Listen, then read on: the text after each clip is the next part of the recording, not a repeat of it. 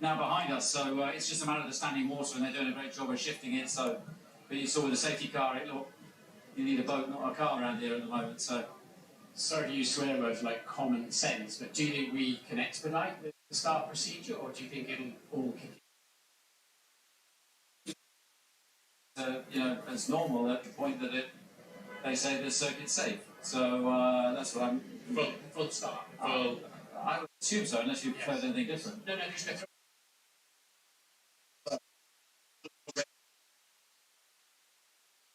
There, aren't we? I mean, no, but we're already homing in to define 11 p.m. So yeah, to get as much racing as we can, we ought to be able to expedite. Yeah.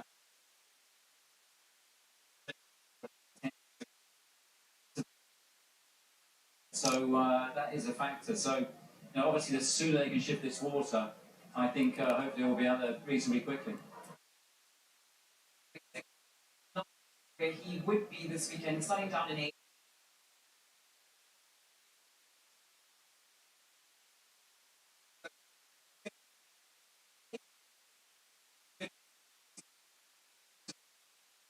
So compared to a dry race starting there, it was obviously it is a track that's as a street circuit, it's harder to overtake at, but now it's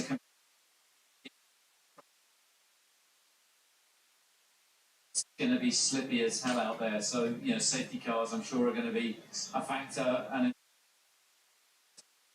as are the teams tonight. How did you digest what happened yesterday with him missing out on that last fuel? Yeah, understandably. I mean, he obviously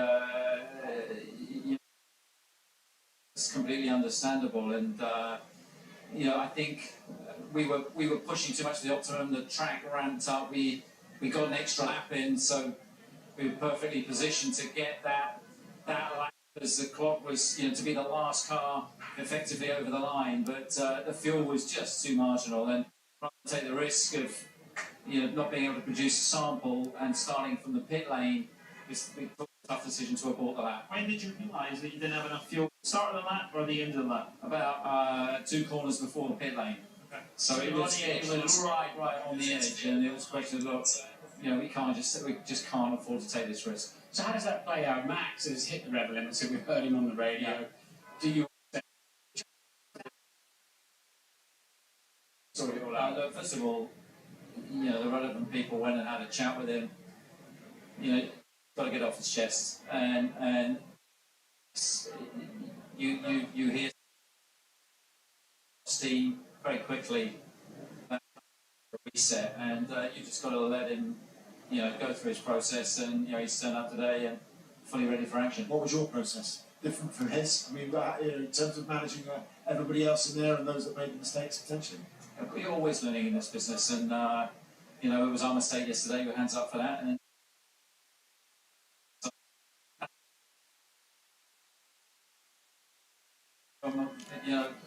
from a screw up, and that yesterday, learned from it. It bit us.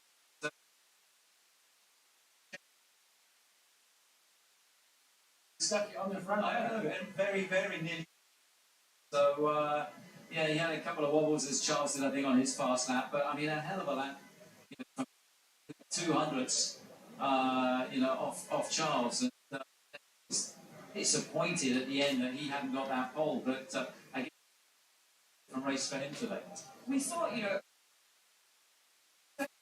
peak around Baku, Monaco. He seemed really comfortable with the car, but since then we saw quite a drop off. So what has been that issue, and how has he found it back this weekend?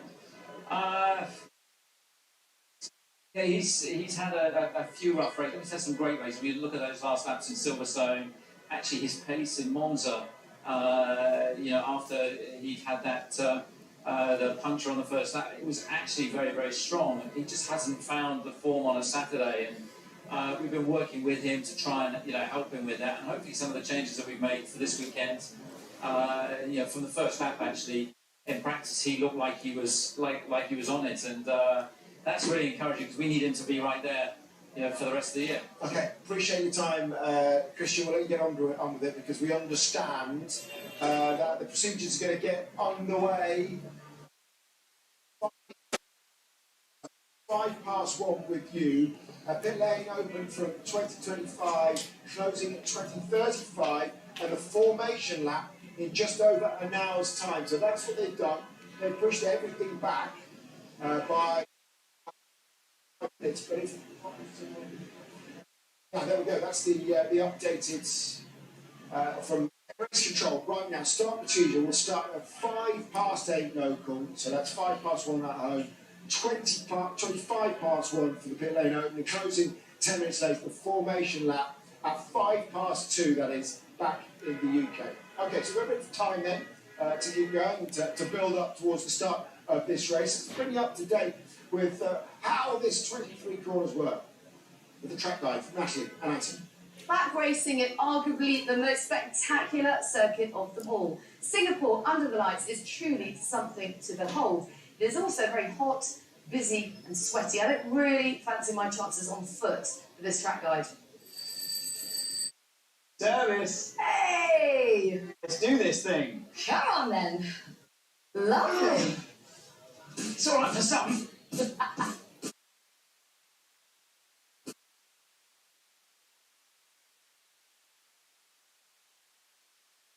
Who can forget 2017, Sebastian Vettel, Kimi Räikkönen and Max Verstappen. What a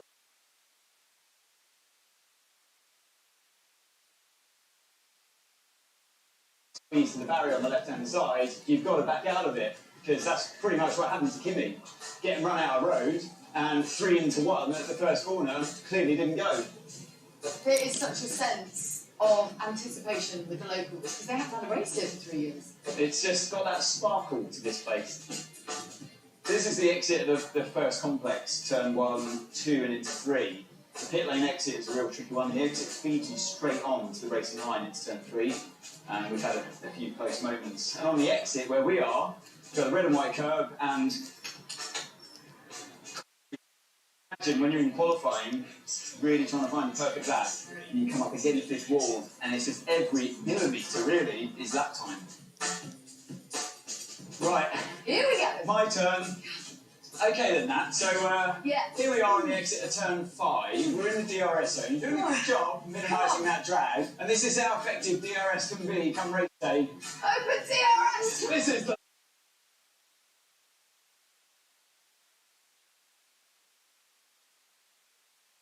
and the second win. Oh, that's Here we are at turn 7 now, which is one of the better overtaking spots on the track. It's a 90-degree left-hand corner at the end of that long straight that you've heroically pedalled us down.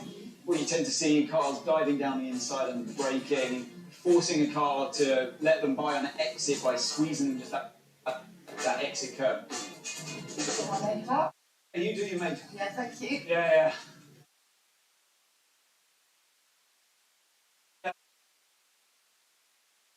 We've never had a race here without a... Yeah, and we've only had one start to a race here that's been wet. And what happened? 2017. We haven't had a full race. And honestly, that will to turn 15, 16. Hey guys, just wait for a second. I'll just fix it and get you live Formula 1 action. Corner, you're still on the brakes and you're trying to then feed the car from left to right. It's very easy to lose control when you're doing that. So here we are, turn 17. Famous, turn 17. Famous, of course, in 2008, the crash.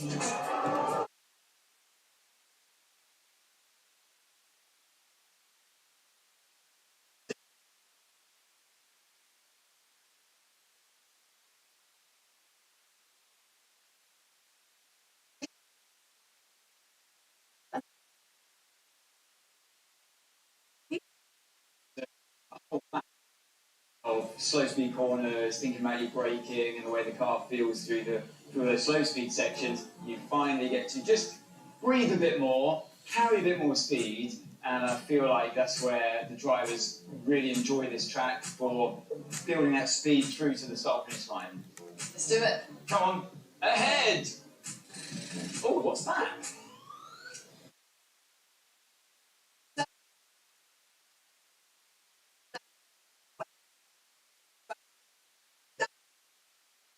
brutal lap. I was sweating all over. That's just one lap on this thing, let alone 61 in the Grand Prix. Famous, of course, in 2008 for Crash Gate. Oh, big crash! That's Nelson Piquet. I'm out of control. Honestly, I can't stop it. It's completely genuine. We're going in. What do you remember about that weekend? These are quick.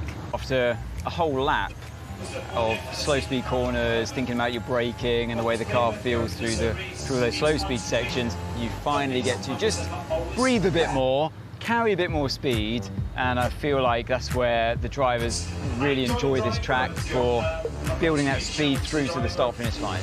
Let's do it. Come on, ahead! Oh, what's that? Mechanical failure.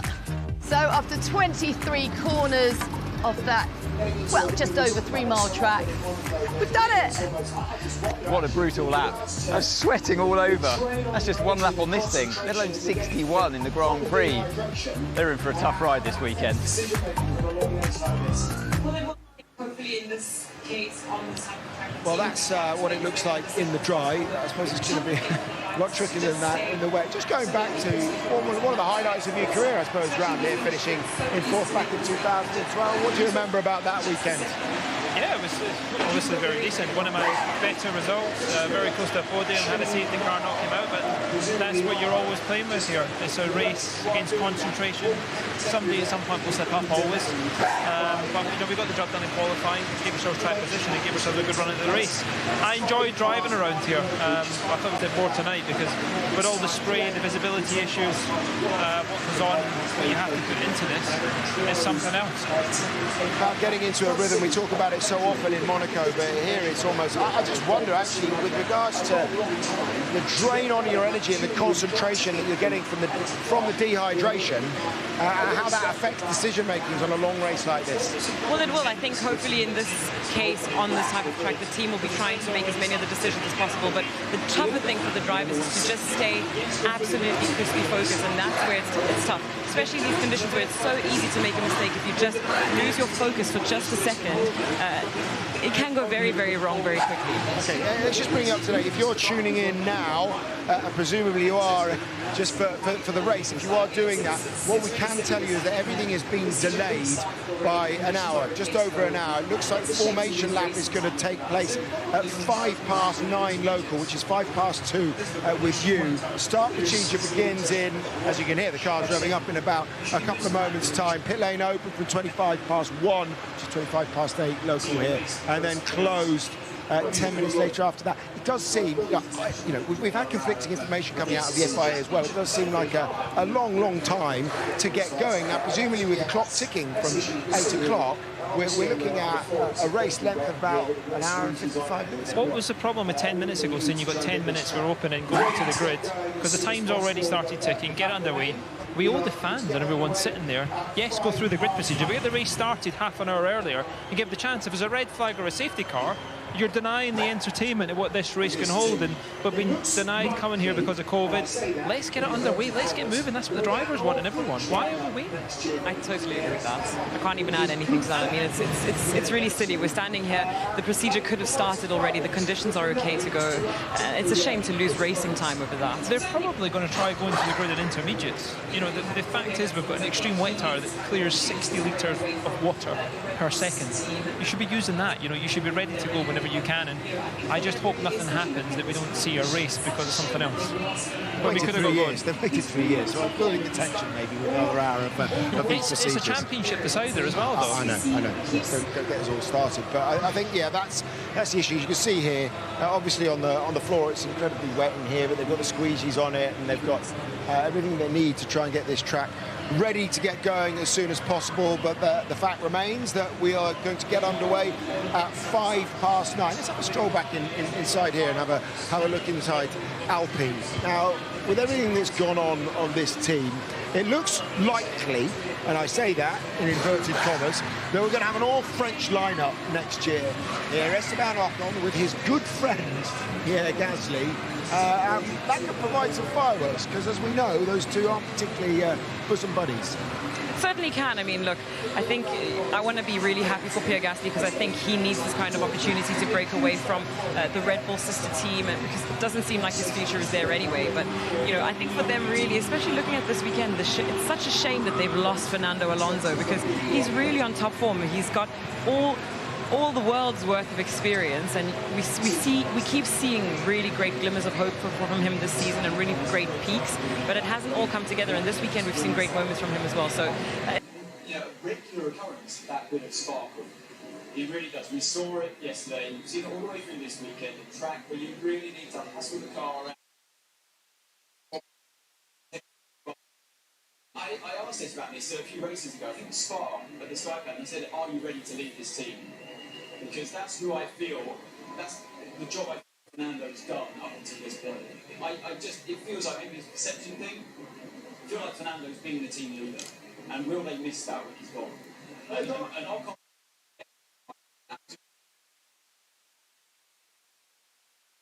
If you can. I can't imagine Pierre Gasly's going to accept that, can you? I mean, you've got two drivers kind of in the same position in their career. There's no number one.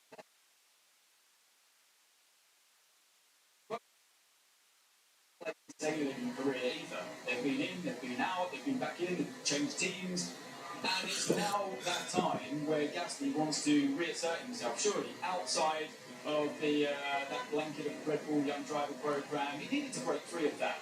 I hope he does break free of that, and he can become his own.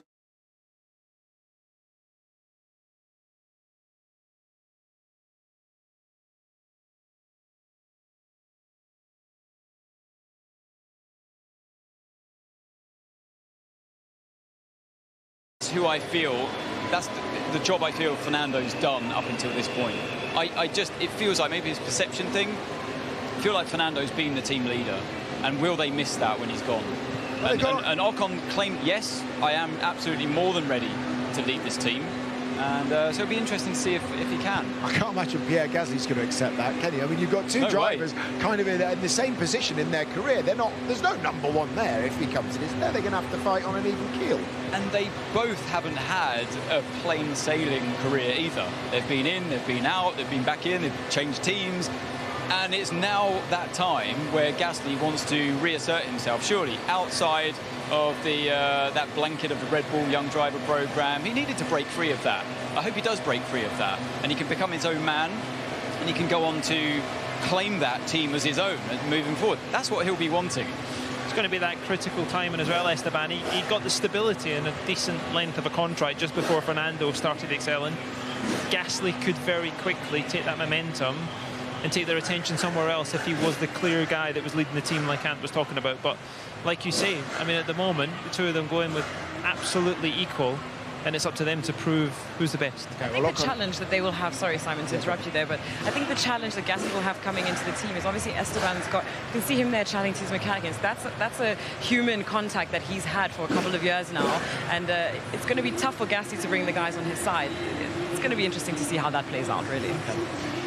Ocon starting from 18th. We'll come back and have a chat about Fernando Alonso's chances today. We know what a mastery is in the wet, having put it on the front row in Canada earlier in the season. Starting from 5th, he was only half a second off Charles Leclerc yesterday. But a lovely piece with Esteban and Ant earlier here in Singapore on Thursday, talking about just how they cope with the difficulties technically of this track. Well, to help us explain a bit more in detail so where the drivers are looking, we've got Esteban Ocon here. Hello. Thanks for joining us. Pleasure. And yeah, we want to pick your brains as to where the drivers are looking with this beautiful visor cam shot we have here in Singapore. And under the lights, we can get to see your dash in all its glory. But we don't, you obviously know, and the fans back at home don't know every detail about where you're looking and what you're looking at. So as we play this on, you can help train our eyes where to look. No problem. There's a lot of information. What is cool is obviously, we're in the dark, so we can see a lot of things. I've diminished basically the LED brightness because it's actually too bright. So this is on the lower setting in the car to make your. This is the lowest setting it goes. It's one of the lowest, exactly, because otherwise it's like a sun you're watching. So, a bit like in your road car when it's dark pretty outside. Much, you can do the same thing. Exactly, like on your phone. So, talk us through, what are we looking at? So this has just flashed up as you've crossed the line. Yeah. It's blurred out. I mean, with it's so bright, the camera can't take it in. But what is that? That's going to be the last lap, basically. So it was probably a slow lap, as you see. So last lap time 2:32, and that's basically the difference how much slower I was, I reckon. So. You've just done it. You can use the arrows. You can point at all the other things. I've seen, and that's basically the brake balance, the gears, the speed I'm going, number of torque changes, I think. So that's for the FIA. And I don't remember this one. This is the. I was looking at this earlier. Is this your lap count by any chance? Do you have a? Maybe, it counts up your laps that you've done. So you're on a long run. Yeah, of the run. So exactly. it says then you're lap 6 of a long run. Well, of a short-ish run, because we do fast, slow, fast, but that still counts the whole run length. So as we play it on, then we're going to see that top right disappear. So that's the LED brightness that you saw when went to shift, and this is the live delta that you are going to see just here if you pause it. So I'm at 0, so actually I'm exactly at the same speed as I was in my fastest lap, because the lap in is always the fastest.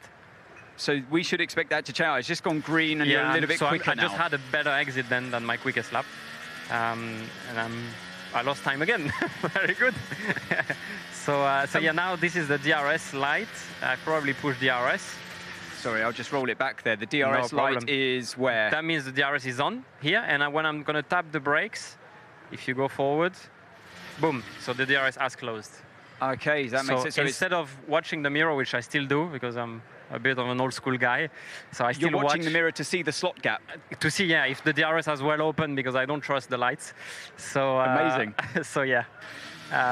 That's basically the DRS light. And yeah, I mean, you can see here in Singapore, my eyes are mostly on the side of the tires. There's not much switch changes because it's quite a busy lap around here, and the closer you get to the walls, the better you go.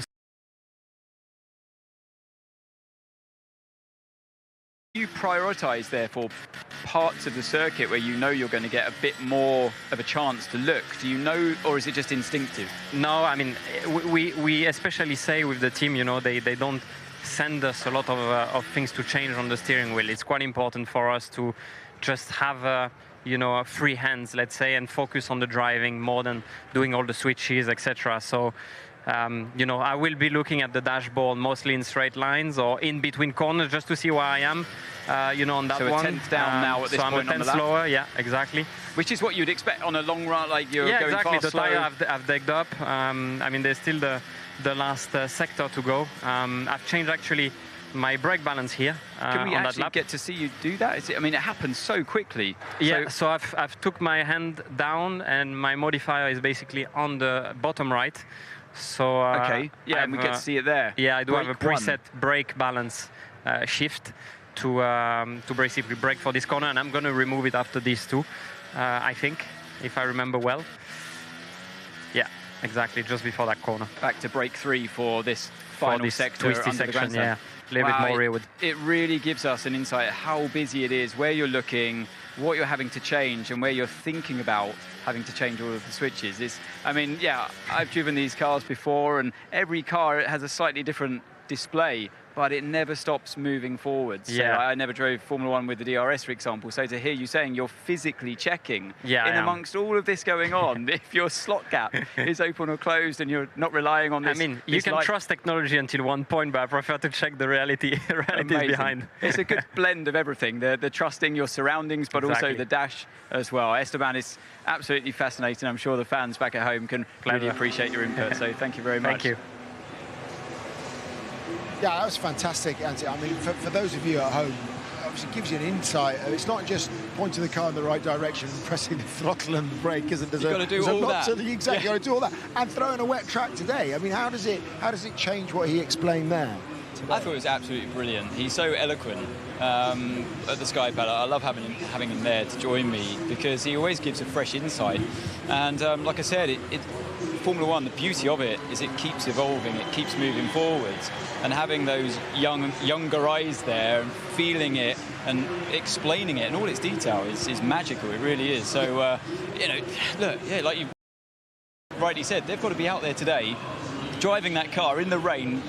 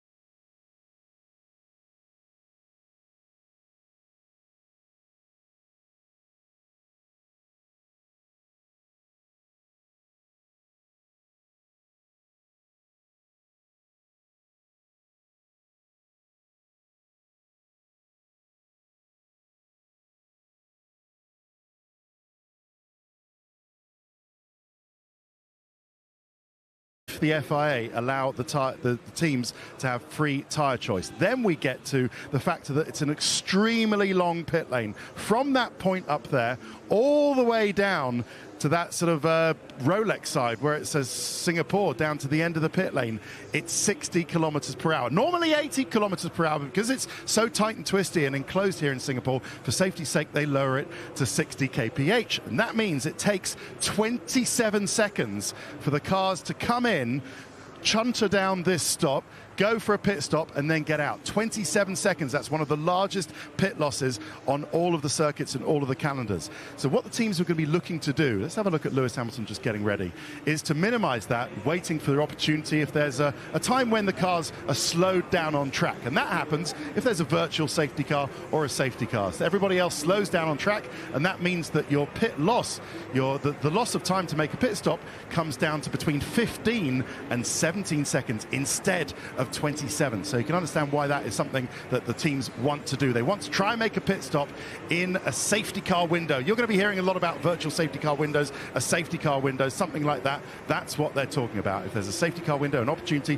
to make a cheap pit stop to nick some time out of the great race total time, then the teams will do it because it's much cheaper. And as for the tyres that they're doing, well, it's quite an interesting one. They've got plenty of wet tyres. The teams don't need to worry about that. But Hamilton, Russell, Perez, Verstappen, Leclerc and Sainz all only have one new set of intermediate tyres. They've got 3 sets of used intermediate tyres where the tread depth has been worn down a little bit, but they've all only got one. So there's not much difference there. Daniel Ricciardo has 2 new sets of intermediate, so that could give him a little bit of an advantage later on because the track's going to stay wet. Esteban Ocon was very frugal with his intermediate tyre use in qualifying. He's got 3 sets of brand new intermediate tyres, so that's good for him. Vettel also has 2, Latifi has 2, Albon has 2, and Zhou Guanyu has 2. Valtteri Bottas also has 3 new sets of intermediate tyres. So watch out for those names. It could hand them an opportunity as eventually we do get going and the strategy starts to play out. Fireworks are going to happen at the end of the race on that podium, and they're going to be fireworks throughout the 2 hours when finally we do get going. Yeah, absolutely. Yes, there has been a delay of over an hour, but we know that these conditions throw up absolutely fantastic races. And we're hoping that's going to be the case because that is the delay. And there's been a few confused people at home, Crofty, about why it's taken so long. Is that being cleared up? I mean, obviously, anthems need to be sung and sponsors need to be pleased, but could they have tightened the whole process up? Well, they could, but the teams have a set procedure that they need to run through. So when the pit lane is open and the cars go out, yes, we have the anthems, yes, we have the whole ceremonies, but the teams have a pre-planned program that they all need to work to as well. So it's not just that we can go out, pit lane opens, and then 10 minutes later we can get the race going. That's not quite how it works. We also need to get this race run within a 3-hour time limit from the scheduled start of the race itself. And that itself has been causing a little bit of confusion. So stand by your beds, and literally here in Singapore, we could be heading from the racetrack straight to our beds tonight by the time we finish. Article 6.8 of the sporting regulations says the maximum race time of 3 hours, in which a 2-hour window needs to be operated as well, will commence at the scheduled race start time. So really, it should have started ticking down from 8 o'clock onwards. However, the whole start procedure was delayed, and the scheduled race time of 8 o'clock here in Singapore was then moved to 21:05, so by an hour and 5 minutes. So that 3-hour clock will start at 21:05 in 45 minutes time, so 2:05 in the UK. We have 3 hours to run the race in that period, so that'll be what, 5:05. That 3-hour clock will finish. That clock will keep ticking down whatever happens in the race. If we get any red flags, that clock will keep ticking down, but there is it will keep ticking down, and then there is a 2-hour window that we need to get that race run in as well, because that's what the regulations say. So hopefully that's not too confusing. It has been a lot of confusion, I think, at race control, because this sort of thing, it's not unprecedented, but it doesn't happen very often. Because the scheduled race time was moved by an hour and 5 minutes, that 3-hour window also moves by an hour and 5 minutes That's what race control and the race director, Eduardo Freitas, have now said. And fingers crossed, that's exactly what's going to happen. So there we go. Provided no more rain, we should have a scheduled start time of 9:05. The 2-hour window takes us to 11:05. If there's any more rain, they've got to get it in the 3-hour window, which would take us till past the witching hour and midnight. Bernd Mailander, a safety car driver, is alongside us now. Pray tell, because we've not seen rain like that before the start of a race. 2017, we had a wet start, but have you seen it? How was it out there? Well, in the moment, it seems to be getting dry very quickly, but still we have a few pads of standing water out there. It's nearly the same like we had yesterday in FP3 when we started the practice, but we didn't open the pit lane. And I'm really sure we will have a race at 21:05, but still we have to wait. We still wait when the pit lane gets open. We're listening to the drivers, like you know, what's the recommendation of the drivers, and then we make the decision which kind of start we will have. So it's the standing water that's the issue, and why you've delayed it that bit further to allow them to try and clear and let that drain away, is that right? Well, yeah, it's a standard procedure from, let's say, from the pit lane opening time to the start, with all the procedure what we have in Formula One. So that's, for sure, I know we want to make it shorter, but I think it's quite difficult to change this procedure. Well, you've been out there, you can tell us a little bit about what the conditions are like. We've seen that on the newer parts of the tarmac, it seems like the conditions are slightly different. How different are those conditions? Well, yeah, especially like turn 3, exit of 5 was very tricky to drive, but they keep the water away, so by the sweepers. So I think on that way we are really good. The grip by themselves, it's very grippy. So I'm really sure we will have a great race. Yeah, we're all good, obviously. We're standing on it here. We're all good for a standing start. There's no problems here, are there? I guess, but that's still up. So we haven't done this decision if we have a standing start or not. As we like a race driver, what you would recommend? If we do not have a standing start, there's something wrong. Yes. In that case, I would agree. Well, as you're saying, I think, as Ted was pointing out, you've got the natural camber of the track here as well, so it's trained away quite quickly on the start-finish straight here. So appreciate it. Thank you very much, Bernd. We'll let you get to it. Thank you very much. You're in demand today. You can explain it to everybody, all the world's media. You're in demand today. You can explain it to every single global broadcaster. Thanks, Bernd. Appreciate it. Bernd, of course, who has driven the safety car for a number of years now. Good chap, and yeah, I mean, he's out there, he's down there, he's experienced. We'll wait and see. You can hear the cars firing up and making their way to the end of the pit lane. I suspect there's a good chance he's going to feature in the race as well at some point to be leading the Grand Prix, isn't he? Going on the history how this Grand Prix he's always on point in Singapore. We've never had a race here without a Maybe that's why he said it's going to be a great Grand Prix, because he's going to be leading it a lot. Yeah, he is. I can imagine there's going to be a few opportunities for the safety car today. As we said, we've only ever had that one start back in 2017, and we all know what happened at the start there with the 2 Ferraris and the Red Bull coming together. Pit lane is open for business. Here's Ted. Thank you very much, Simon. Here we go then. Come on, it's been a little bit of a wait, but Singapore, you never disappoint. And this afternoon, if you're watching us in Europe, this evening, late in the evening, if you're watching us Australia, and tonight in Singapore, we're going to have some sporting drama around this Marina Bay circuit. All of the drivers have been very keen to get going. They're all ready. They're all come down here quite early. There we have the Red Bull going round. I'm not seeing any intermediate tyres at all. Both AlphaTauris, Lando Norris on the intermediates. Okay, that's the first intermediate I've seen down here. Lando Norris on the intermediates. Everybody else has gone full wet. Even Lando's teammate, Daniel Ricciardo, has gone with a full wet tyre. Let's look at this practice start for Lando. Do you know what? That was pretty good. That was pretty good. I didn't see much wheel spin at all. Also, Charles Leclerc with the intermediate tyre. This looks like the race start tyre. No, okay, he doesn't want to try it. Then we've got Valtteri Bottas again with the intermediate tyre. Just wants to go round the corner. Well, if you're going to go round here, David Croft, and you're going to be on the intermediate and go to the grid to feel the conditions, that's fine, but you better make sure you don't throw it off all into the barriers. How's Lando doing on his way around? Doing okay, thank you very much, Ted Kravitz, and I'm also watching Max Verstappen out on the track. Now, it is drying, But there are corners, turn 8, turn 18, that are going to take a little while longer to dry. So we're watching Max Verstappen over the bumps and down the Raffles Boulevard to see what those rooster tails are like, and whether there is grip for the champion-elect out on the circuit. Over the Anderson Bridge we go now. This one, I think, one of the more damper parts of the track, and Max, as you can see, on the wet weather tyre. Now, he can win the championship this evening, but he needs to win the race. He's not won the race from 8th on the grid this season, but he has won from 7 other different grid positions, and if he can win from 8th tonight, he's only one behind Fernando Alonso for the most different positions for a Formula 1 driver's career that he's won a race from. But he needs to win the race tonight, outscore Leclerc by 22 points, outscore Perez by 13 points, outscore George Russell by 6 points, and outscore Carlos Sainz, or finish 10 points or fewer behind him. If that happens, Max Verstappen is a 2-time world champion this evening. But this is going to be a very tricky race. There's going to be a lot of spray about, especially in the opening laps. Visibility is going to be at a premium. Charles Leclerc on pole this evening.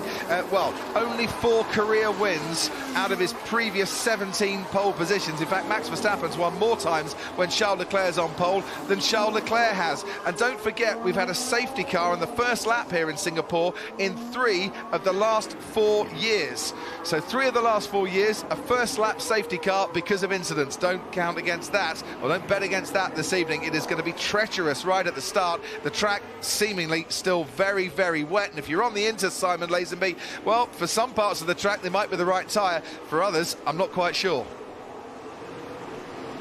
Can I paint a scenario for you here? It's wet conditions. His 2 main rivals for the championship, Leclerc and Perez, are on the front row of the grid.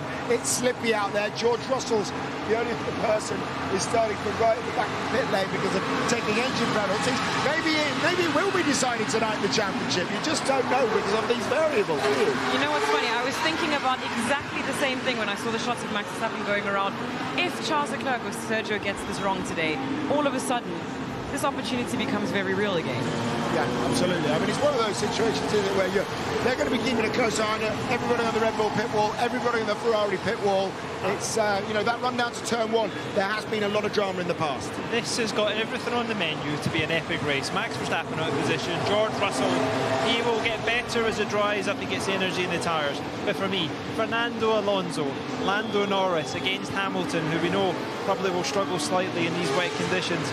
All these things come with it, and then you've got Max, obviously, who's going to be charging through. But the conditions are going on to Inter, so who's saved some will benefit from that. Where's it going to be? Where's the crossover going to be? The most important thing is, though, they changed that race start time. We're going to get a full Grand Prix, which we thought were going to be denied. So good job by them to get this race underway and give the fans who've waited out that storm. Okay.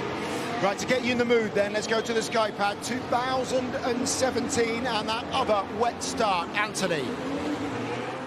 Yeah, that's right, Simon. The only wet start that we've had here in Singapore was 2017.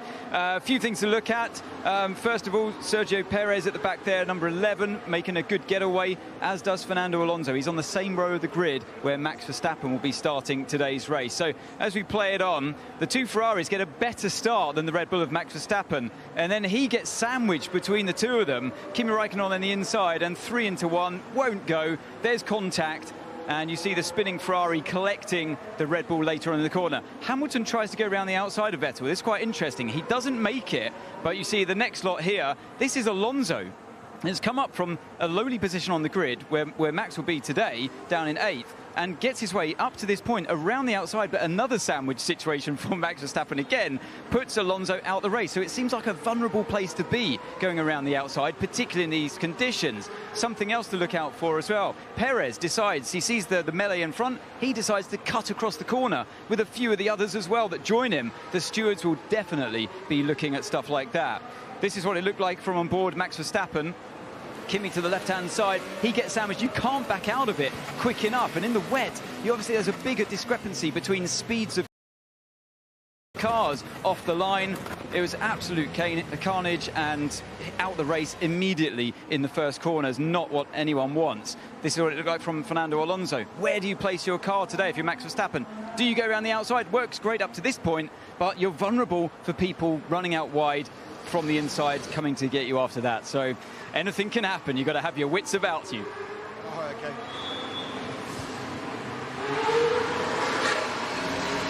Okay, just have a quick look at this end of the first DRS zone going down into turn 7, and Max unable to stop the car.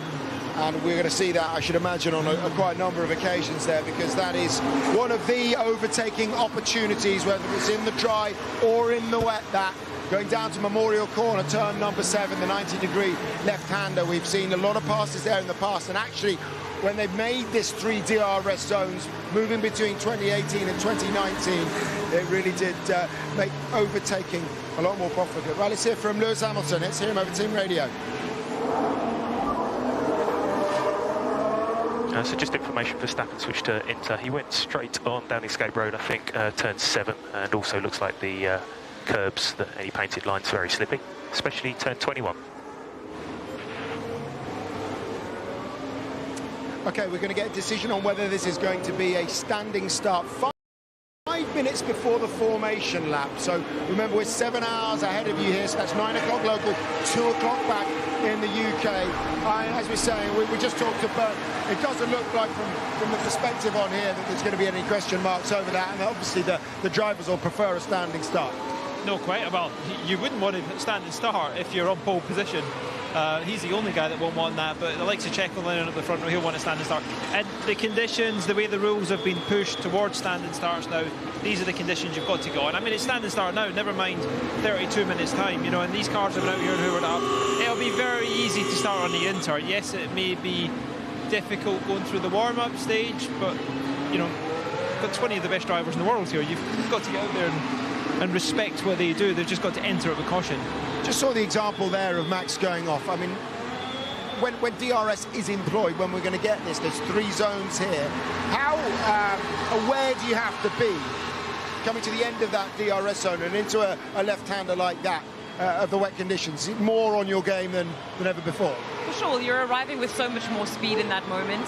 But we've seen this weekend, even without the DRS, drivers making loads of mistakes in perfect conditions in those escape roads. So I think definitely they're going to have their wits about them. And, you know, lockups, as we saw there, just keep happening on this track.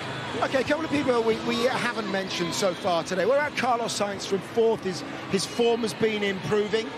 No doubt about it. He's had a better second half of the season than he had first. What's his opportunities today, do you think? Every bit of opportunity in the game to win this race, I think. Like we said yesterday, the confidence was too low after race 2, race 3. Leclerc got a massive jump. He's managed to rebuild that. You're seeing signs of that in the race because he's more aware of what's going on. He's more calculated, I think, how he's going about his racing. He will know the longer you wait in this race, essentially, the more chance you've got. So, you know, don't go too keen too early because Leclerc's up there. He's going to have to do something slightly different if he wants to beat him on strategy and attack him at the right point, but he's definitely in the mix. He was feeling yesterday, he knew where the 10th and a half was. You just sometimes say, well, that's where the last bit Leclerc's able to pull that extra special bit out in that Ferrari. Would it be fair to say that despite getting pole position, there were a few errors in that Charles Leclerc pole lap?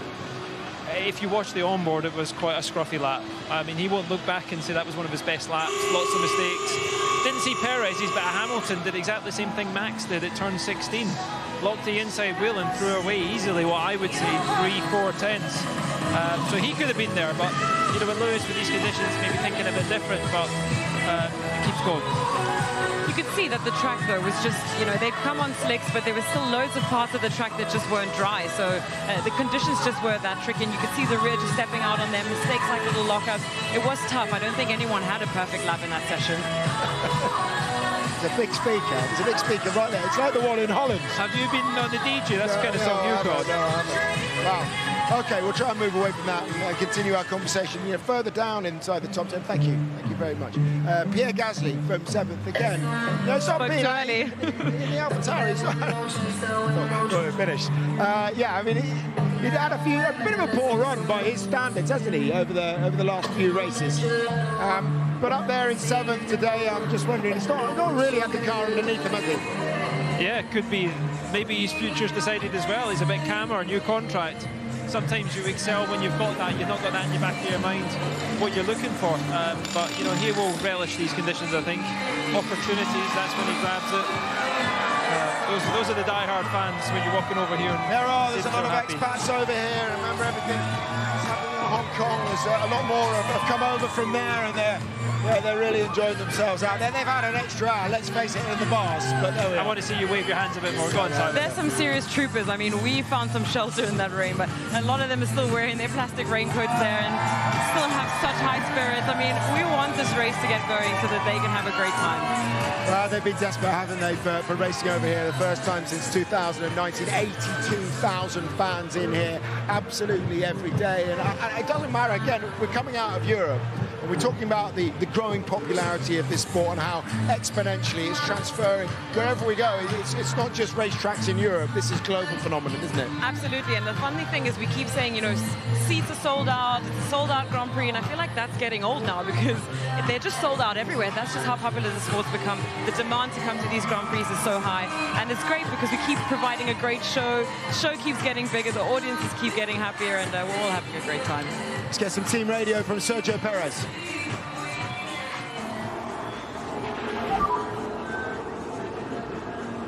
Seems to be quite wet for this tire. Yeah, copy. Seems to be quite wet for this tyre. Okay. Well, there we go.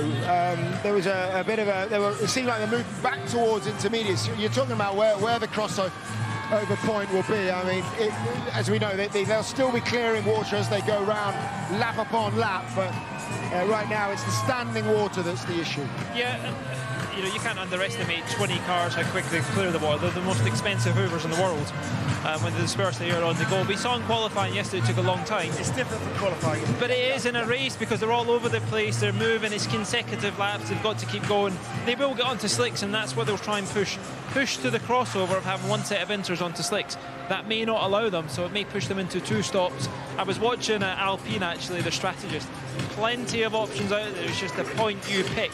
And that's where somebody like Norris, Alonso, Gasly, Magnussen, they can pull the trigger a bit earlier, be a bit bolder, a bit braver, and maybe not think too hard about it and make up a difference. The interesting thing is, though, when you leave the pit lane, how wet it is, navigating your way through the first corner on the inside, there's a corner to contend with, as opposed to just releasing the limiter into the track. All right.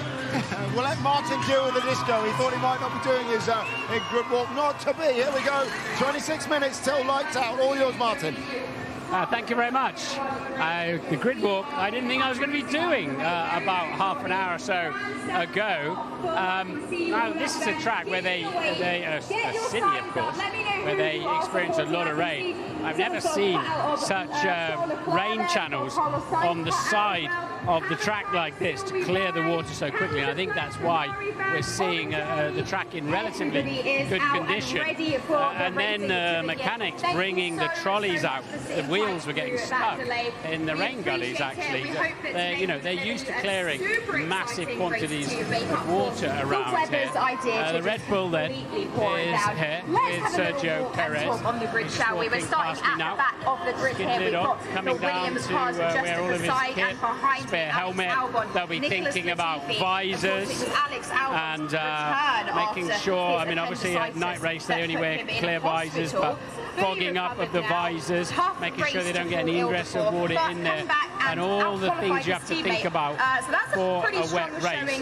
As Sergio starts to clear up, whether we'll actually get a word with him, or whether, and he's still, that's interesting, you know, there's a good reminder as he puts the cold suit on and he leaves the grid, that it's still actually very humid and very hot out here. So let's have a look. We've got the tyre. Will it be intermediate? Will it be wet? We can see a set of inters here for Sergio Perez. You're only allowed to heat the intermediates up to 60 degrees maximum blanket temperatures. They're right on the numbers there, as you can see. And so there's a set of inters ready, and that'll be a key decision. And you have to assume if they can, we know it won't be slicks from qualifying. If they can in any way, they'll go with the intermediates, which have got what they call a greater land to sea ratio, more rubber than grooves. And as long as they don't have to clear a lot of standing water, they're faster. You've got more tyre on the racetrack. But this track seems actually quite slippery where it is wet, and it stays like this for a long time. Really slippery on the surface. Let's see, and it's sort of a bit of a disco down here, I'm afraid. There's a lot of loud music, so I'll speak as loudly as I can. Let's have a quick word with Felipe Massa, the man who was on pole position in the first ever Grand Prix here. Felipe, intermediates or wets, what do you reckon? Intermediates. I agree with you. Actually, in 2017 was my last race here. I decided to start on the extreme. It was even more wet than now. I decided to start on the extreme. Wrong choice. So I think the intermediate will be the correct one. Well, that's really good information. And it's pretty tricky down to the first corner here, isn't it? As we saw in 2017. Yeah, pretty tricky in the first corner. Pretty tricky driving the wet here. The wall is there waiting for you. Whatever little mistake, you're there. And we see this locking up of the wheels so much. You know, you've got to commit to the corner, but then you're in the wall.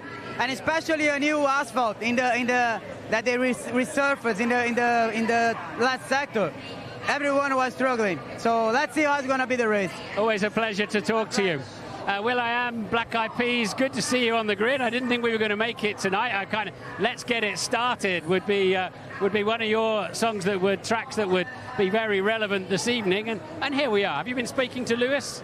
No, I haven't spoken to Lewis, but I'm wishing him, rooting for him. He's an awesome guy, amazing race car driver, big heart, and yeah, I can't wait to see how he performs.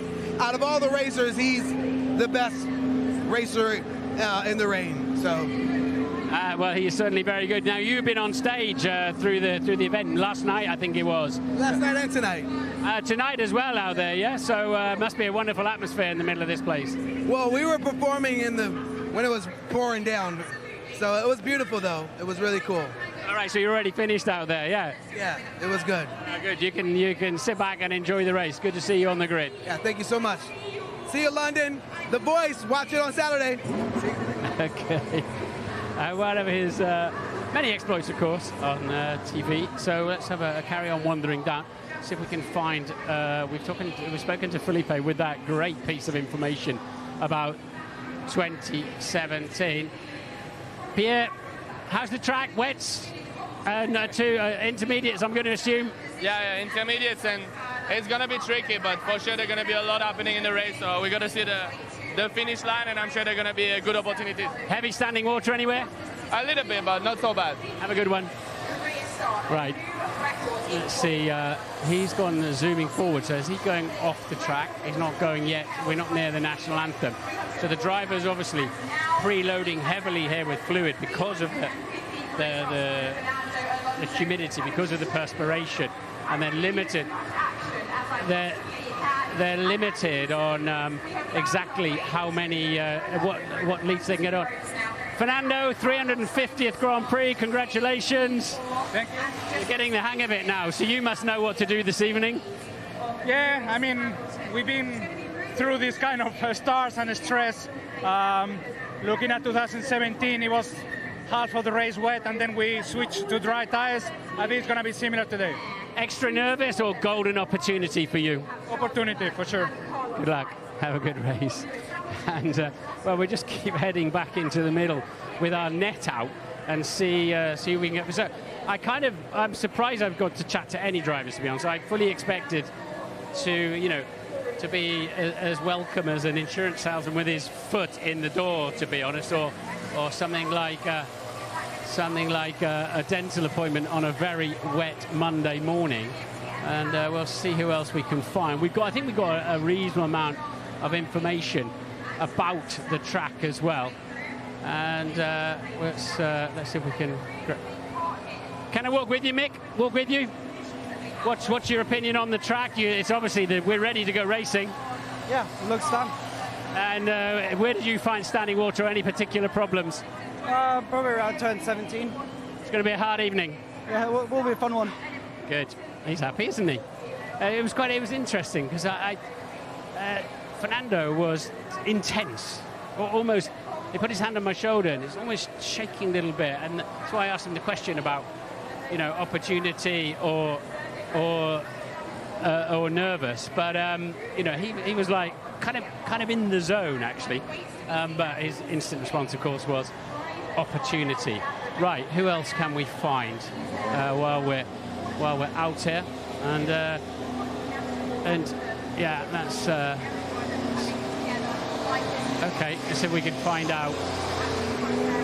Adrian, a little bit. I hear there's some work going on Max's car. Any problems? No. When the sudden stop we had to do yesterday, we got the front calipers a bit hot, so it's just a precautionary brake bleed. Okay, yeah, so we had to come in really hot off the end of that lap. I see, got it, all right, so standard procedure. And, well, you love this kind of racing, don't you? Sorry, I didn't hear a word of it. It's pretty noisy. You love this kind of race, don't you? It's just full of golden opportunity. It'd be nice. We had both cars a bit further up front, but we'll see what happens. Do you reckon Max can still win it from there? No, I think around here that's extremely difficult. Okay, all right, good to talk to you. Thanks for your time. Right, I've lost track of time. Let's see what else we can find down here. And let's see if anybody else is wandering back this way. If not, we'll go to the front of the grid. And yeah, then we're suddenly getting to that calm phase. We're suddenly getting now, you know, it was wait, and then look at that beautiful Ferrari sitting there, just minding its own business. So the leaf blowers cooling it down, the umbilical cord here in the side, keeping the engine and box alive with pressure, and inside the cockpit there, you can see air neutral, of course, on the steering wheel, and the myriad of buttons. I don't know how the drivers drive around tracks like this and start going through sub-menus on the steering wheel. And let's see if we can grab a word with Toto while we're at it on the way through. And we got 30 seconds left, Toto. Lewis is flying. George has got a lot of work to do. What would you be satisfied with tonight? If you feel the slipperiness of the floor, I think this is about who's going to stay on track at the beginning, and a matter of survival with potential safety cars. And do you think George can recover anything sensible from right back there in the pit lane? Yeah, I think with a clever strategy, he hopefully can clear the midfield, and then a late safety car could bring him all the back up to the front guys. Right, I need to go. So we've got a few seconds to the national anthem, and that's it from me. Checking out on the grid, going to the commentary box.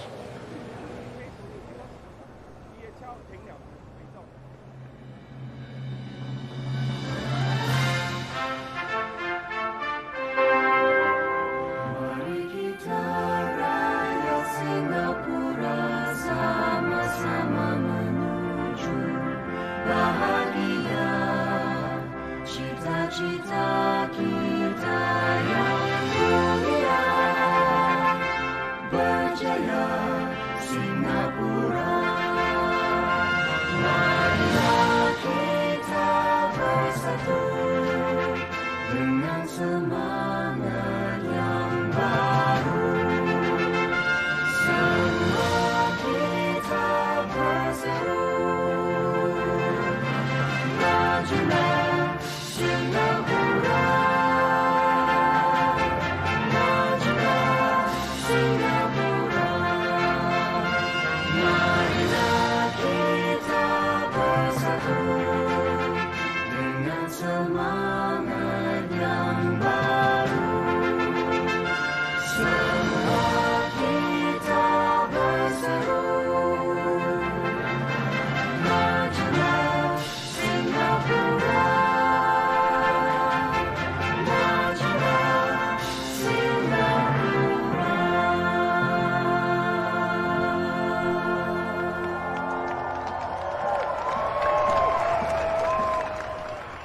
See if we can grab a word with Lando Norris at the front here and see what he thinks of things. Lando, can we grab you for 5 seconds?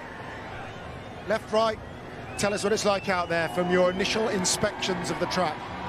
It's similar-ish to yesterday. Probably a little bit wetter than when we started quali yesterday. So we're going to be getting into the slick tyre phase at some point, similar to qualifying. So it's going to be an interesting race. I think everyone's expecting it, so the timing, all of this is very important. An opportunity you would have wanted with the weather? Does it bring you into the game? I mean, I wouldn't have minded just a dry, boring race, because I could have kept a good position, but this gives us still an opportunity to go even further forward. So I'm up for it. I love these conditions, so we'll have fun. Lando, when we caught up a couple of weeks ago, you told me that this track is incredible to drive at under the lights. How much more are you looking forward to driving this track in these conditions for the first time? Only a certain amount. It gets a bit scary at times, so it'll be exciting. Difficult with visibility probably in the beginning with some of the spray, but then especially when it gets to the slick tyres, wet track, especially all the new tarmac around the circuit just doesn't dry very quickly. So yeah, slick tyres on a wet track, it's not nice, but it's part of it. So. Good luck, Lando. Best luck, thanks. Appreciate it. Let's hear from Max Verstappen talking to Natalie Pinkham. What are your thoughts going into the race? Well, I mean, this might help me a little bit to try and clear a few cars, and it will be a bit tricky, of course, to see what we have to do when to switch to slick tires. Good luck, thank you. Well, that might be the first thing that Max Verstappen has to think about. All the tyres I can see on the ground, these are the laps to the grid. They're intermediates, but everybody else has got intermediates fitted. But just feeling the surface, it does feel very, very slippery. In fact, there's more grip on this yellow line at which they start, which indicates this, your foot sort of goes slippy, slippy, slippy, and then it stops. There's more grip on the yellow line where Max Verstappen likes to start than there is actually on the normal tarmac. So this is the end of the brake bleed that we heard Christian Horner, Adrian Newey talking about. It's quite an involved procedure. Of course, they wouldn't have seen that in the garage. It was only something once Max Verstappen hit the track for the first time since that fateful time he came in at the end of qualifying, had to abandon his lap, that he felt that the brakes are not giving him the bite that he needs, and so they've just finished it. So a little bit of calm now on the grid. It's been very busy. His engineer GP Lambiase there is always calm, and I can just see, can you see there, just Pete, just by the H of Hard Rock on the inside, little flash of green, Simon. That's a bit of a giveaway. I'm not seeing any blue down here. Blue would mean full wet tyres. I'm seeing lots of green, which would mean intermediates. But is the track slippy enough? Is it dry enough for intermediates? We're going to find out, aren't we? Yeah, absolutely we are. Here's Sergio Perez.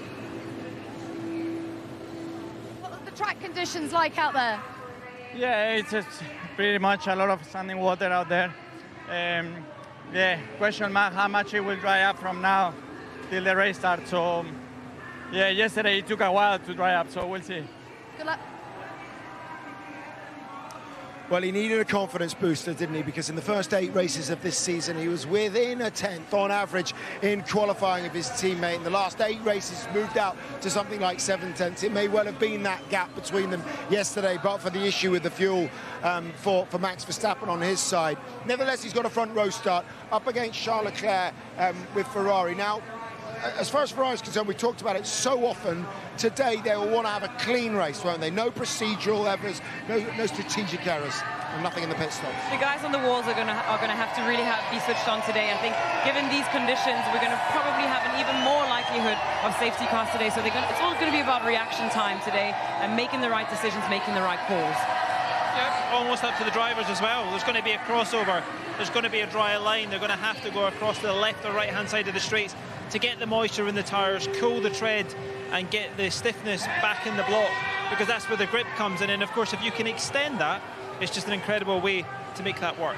Toto, yesterday he had a bit of trouble switching on the intermediate tyres. Is that going to be a problem for you off the line today? On the out laps, it seemed to be good, but you never know. It's so slippy. It's like on ice, so we shall see. You said yesterday that you thought Lewis had the pace to have that pole position. Had he not have made the mistake in the qualifying, he could have had pole position. How confident are you for his chances to win this race today? I think he's really in top form. Singapore is his circuit, and let's see what he's capable to do. Or did you speak about George? No, I was talking about Lewis. Yeah. You're right. In a sense of where George is starting, though, does it make it a bit easier that you've only got to concentrate on Lewis to try and capitalise on the guys around you? I believe that if the race is crazy with some safety cars and we're on different strategy with George. It may well end in a situation that he's right on top of the front guys, whether a podium is possible, that's a different question. No tyres. I was thinking they're making a late change on Lewis's car, just having a well, we are going look full down risk slicks. I was going to say, looks like Inter's all the way. Thanks, Toto, appreciate it. Let's just go back to Charles Leclerc, go back to the pole sitter. Conversion rate. He's had 9 poles this year. He's only had 3 victories. That just shows you everything's been going on with Ferrari in a nutshell, doesn't it? It absolutely does. It tells the story of just how many mistakes they've made, how many reliability issues they've had, and also some driver errors. Charles hasn't only had driver errors in races, though, so he's going to have to really play it careful, and he's got the toughest job. If he goes through turn 1 first, he's going to be on it. Okay. Well, we're taking a bit of time to get going. The anticipation here, we've not raced round here since 2019. We're about to get going, though, for the Singapore Grand Prix.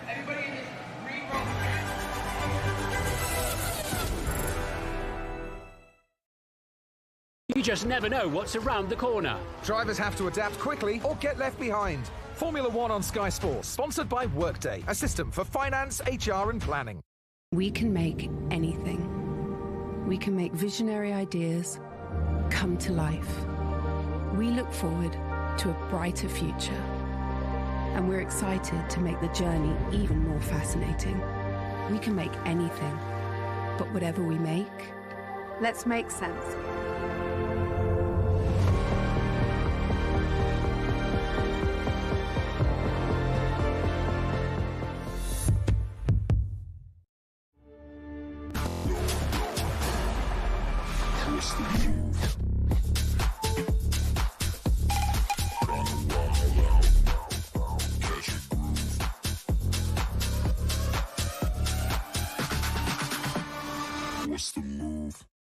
To adapt in a fast-changing world, you could hire a professional pit crew.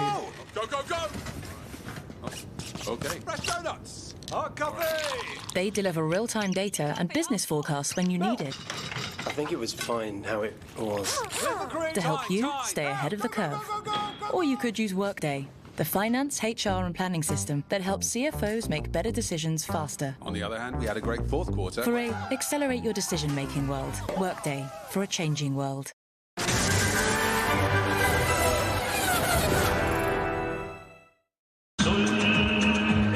After 3 long years, Formula One is back at one of the most challenging and iconic circuits on the calendar. The most dramatic of backdrops, the original night race. It's time for the Singapore Grand Prix.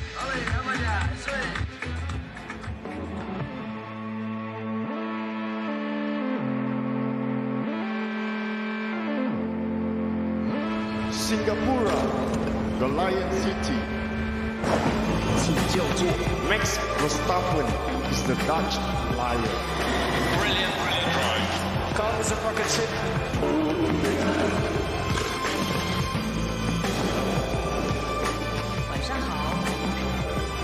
Max Verstappen comes to the line. The fireworks go off. Was that a good race, or was that a good race? Well done, mate. That was a mega drive. Yes. Singapore.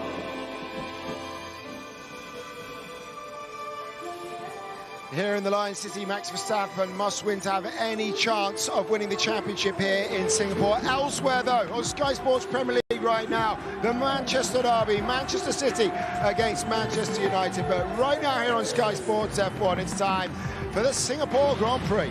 Don't go anywhere.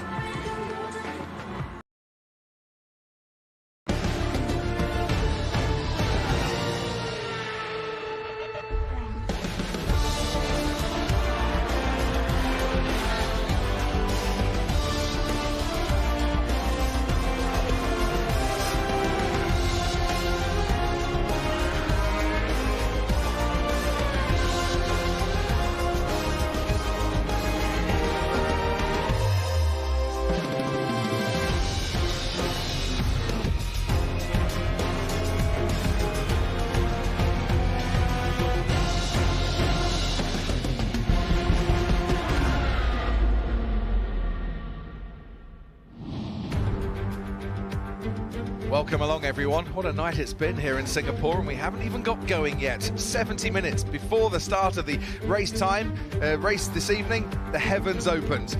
We've had a delay now for an hour, and we're finally going to get going for round 17 of the Formula One World Championship in 2022. It is the Singapore Grand Prix. We are back on the streets of Singapore around this Marina Bay circuit. 61 laps or 2 hours, whichever is the fastest. Kevin Magnussen has the lap record here. There are 23 corners, 14 to the left and 9 to the right. It is greasy and it is slippy out on the track and still very, very humid. This was back in 2019 when we were last racing here in Singapore. Sebastian Vettel and Pierre Gasly down at turn 7. That's Sebastian Vettel making the move on the Toro Rosso. And let's look at Daniel Ricciardo and Danny Kvyat. Another overtaking possibility. Into turn 9 we go.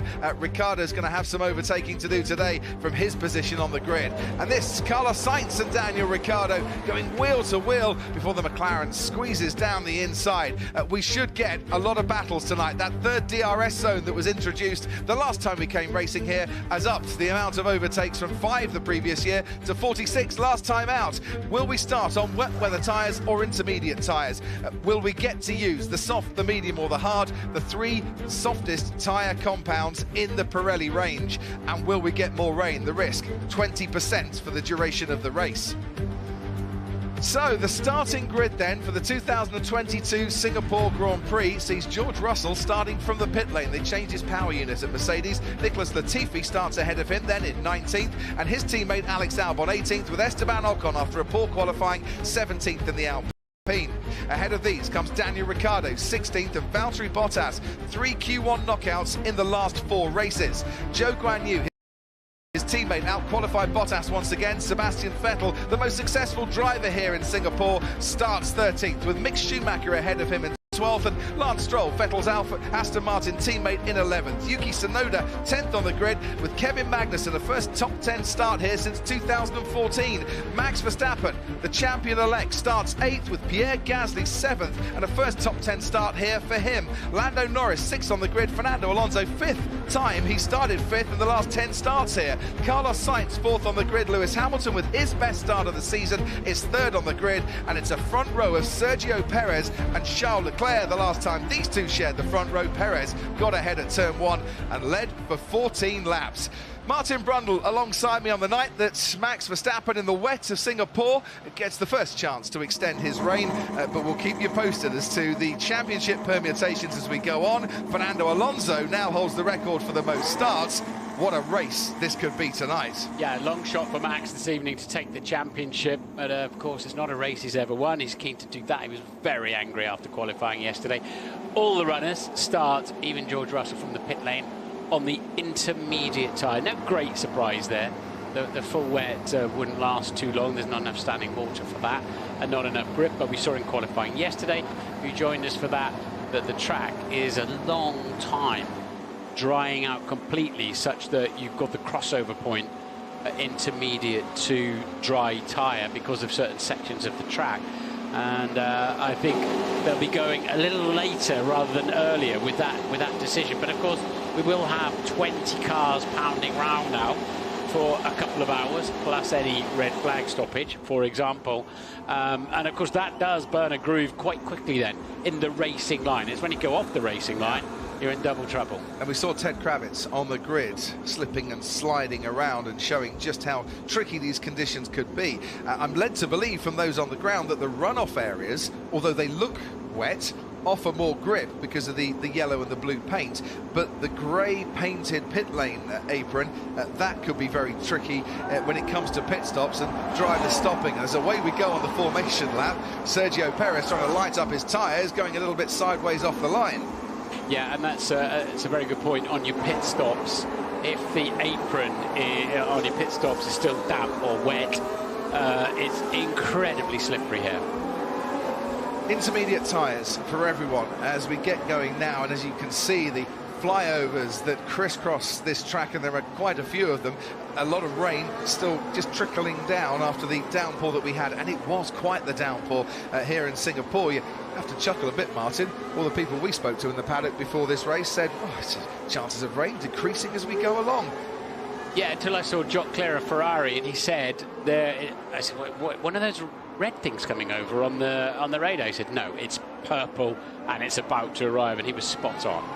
We have had a safety car every single year of the Singapore Grand Prix. In the previous 12 races, we've never had a red flag, and only one Singapore Grand Prix has lasted less than 1 hour and 55 minutes. There is a 2-hour clock that will start ticking when we get underway. When the lights go out, within a 3-hour window of which the race must be run.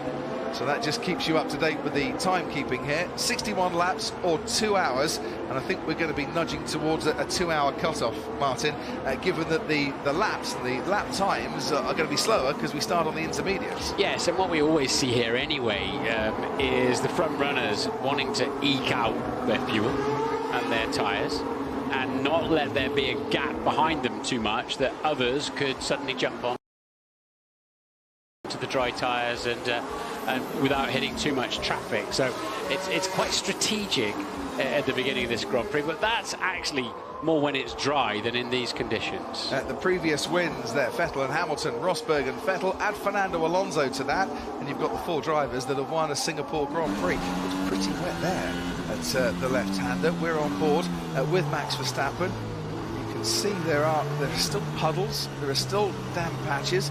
Coming out of turn 17, it looks a little slippy down there, but as you say, Martin, with 20 cars circulating around, a dry line should form quite quickly, and then the teams need to decide, when do we go on to the slick tyres? When is the right time to get out there on the slicks? George Russell will come out into the pit lane very, very shortly as the drivers, led by Charles Leclerc, make their way around the final corner. A record-breaking weekend attendance here of over 300,000 fans. A Ferrari on pole, as they have been 4 times in the last Singapore Grand Prix, and pole has won 8 of the 12 Singapore Grand Prix so far. Number 350, let's make it a special one, okay? And it's a special night for Fernando Alonso, the most experienced Grand Prix driver of all time. 350 on the board, and as you saw, Martin, looking for an opportunity tonight. Yeah, he's relishing it, isn't he? But I did 150 odd, and at the time that was top 10, and that seemed like a lot of races at the time. 350 Grand Prix starts, extraordinary. And a 2-time winner, of course, here, as the thumb goes up to release George Russell into the pit lane, while the rest of the drivers all queue up to this anti-clockwise circuit. And George was clocked pit lane speeding going to the grid as well, so that's with the stewards. Presumably that's just a fine though, rather than any other in-race penalty. Keep your fingers crossed that we don't get a repeat of 2017. Remember what happened the last time we had a wet weather start here in Singapore. And see what happens this time around. It's 17. Remember what happened the last time we had a wet weather start here in Singapore. And see what happens this time around. It's lights out and away we go. Leclerc and Perez get away well. Hamilton behind Leclerc wanting to get on with it, as is Pierre Gasly in the AlphaTauri, and Sergio Perez leads them into the first corner as he did in Baku. Hamilton goes wide. Carlos Sainz will slip through into 3rd place. Lando Norris putting pressure on Lewis Hamilton. Fernando Alonso has lost places one by one. They're all making their way round. Max Verstappen looks to have got bogged down a little bit and lost places going into turn 1. We now make the turn right-handed and onto the Raffles Boulevard, and it's a long straight towards the next left-hander, and you can see the spray coming up there, but nothing to interfere with Sergio Perez's view. He's out in front. Lando Norris has a look at Lewis Hamilton around the outside. Fernando Alonso keeping Pierre Gasly at bay, and that looks like Kevin Magnussen in the Haas going off, and it looks like a Williams of Nicholas Latifi, I think, or Alex Albon, who has gone off at turn 7 and was going backwards down the escape road. If Albon kept the engine running fine, he should be able to pull out of there. Hopefully he didn't hit anything. Great start from Perez. Lewis Hamilton had a helping hand off the road in turn 2 by Carlos Sainz. Can't imagine that the stewards will be too concerned about that in these conditions at the start. Verstappen's getting his elbows out, and I think he might have made contact with the back of Lance Stroll's Aston Martin, and once again losing more places. That's Daniel Ricciardo making his way past Max Verstappen. Verstappen on the inside will now try and get that place back again, and he does. Verstappen not having an easy start here, and I knew he'd lost places. He's down to 12, Martin.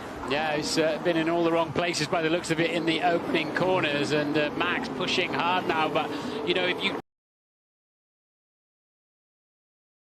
laden with a Grand Prix worth of fuel, 100 kilograms of fuel out there, and they're so much harder to stop in these conditions.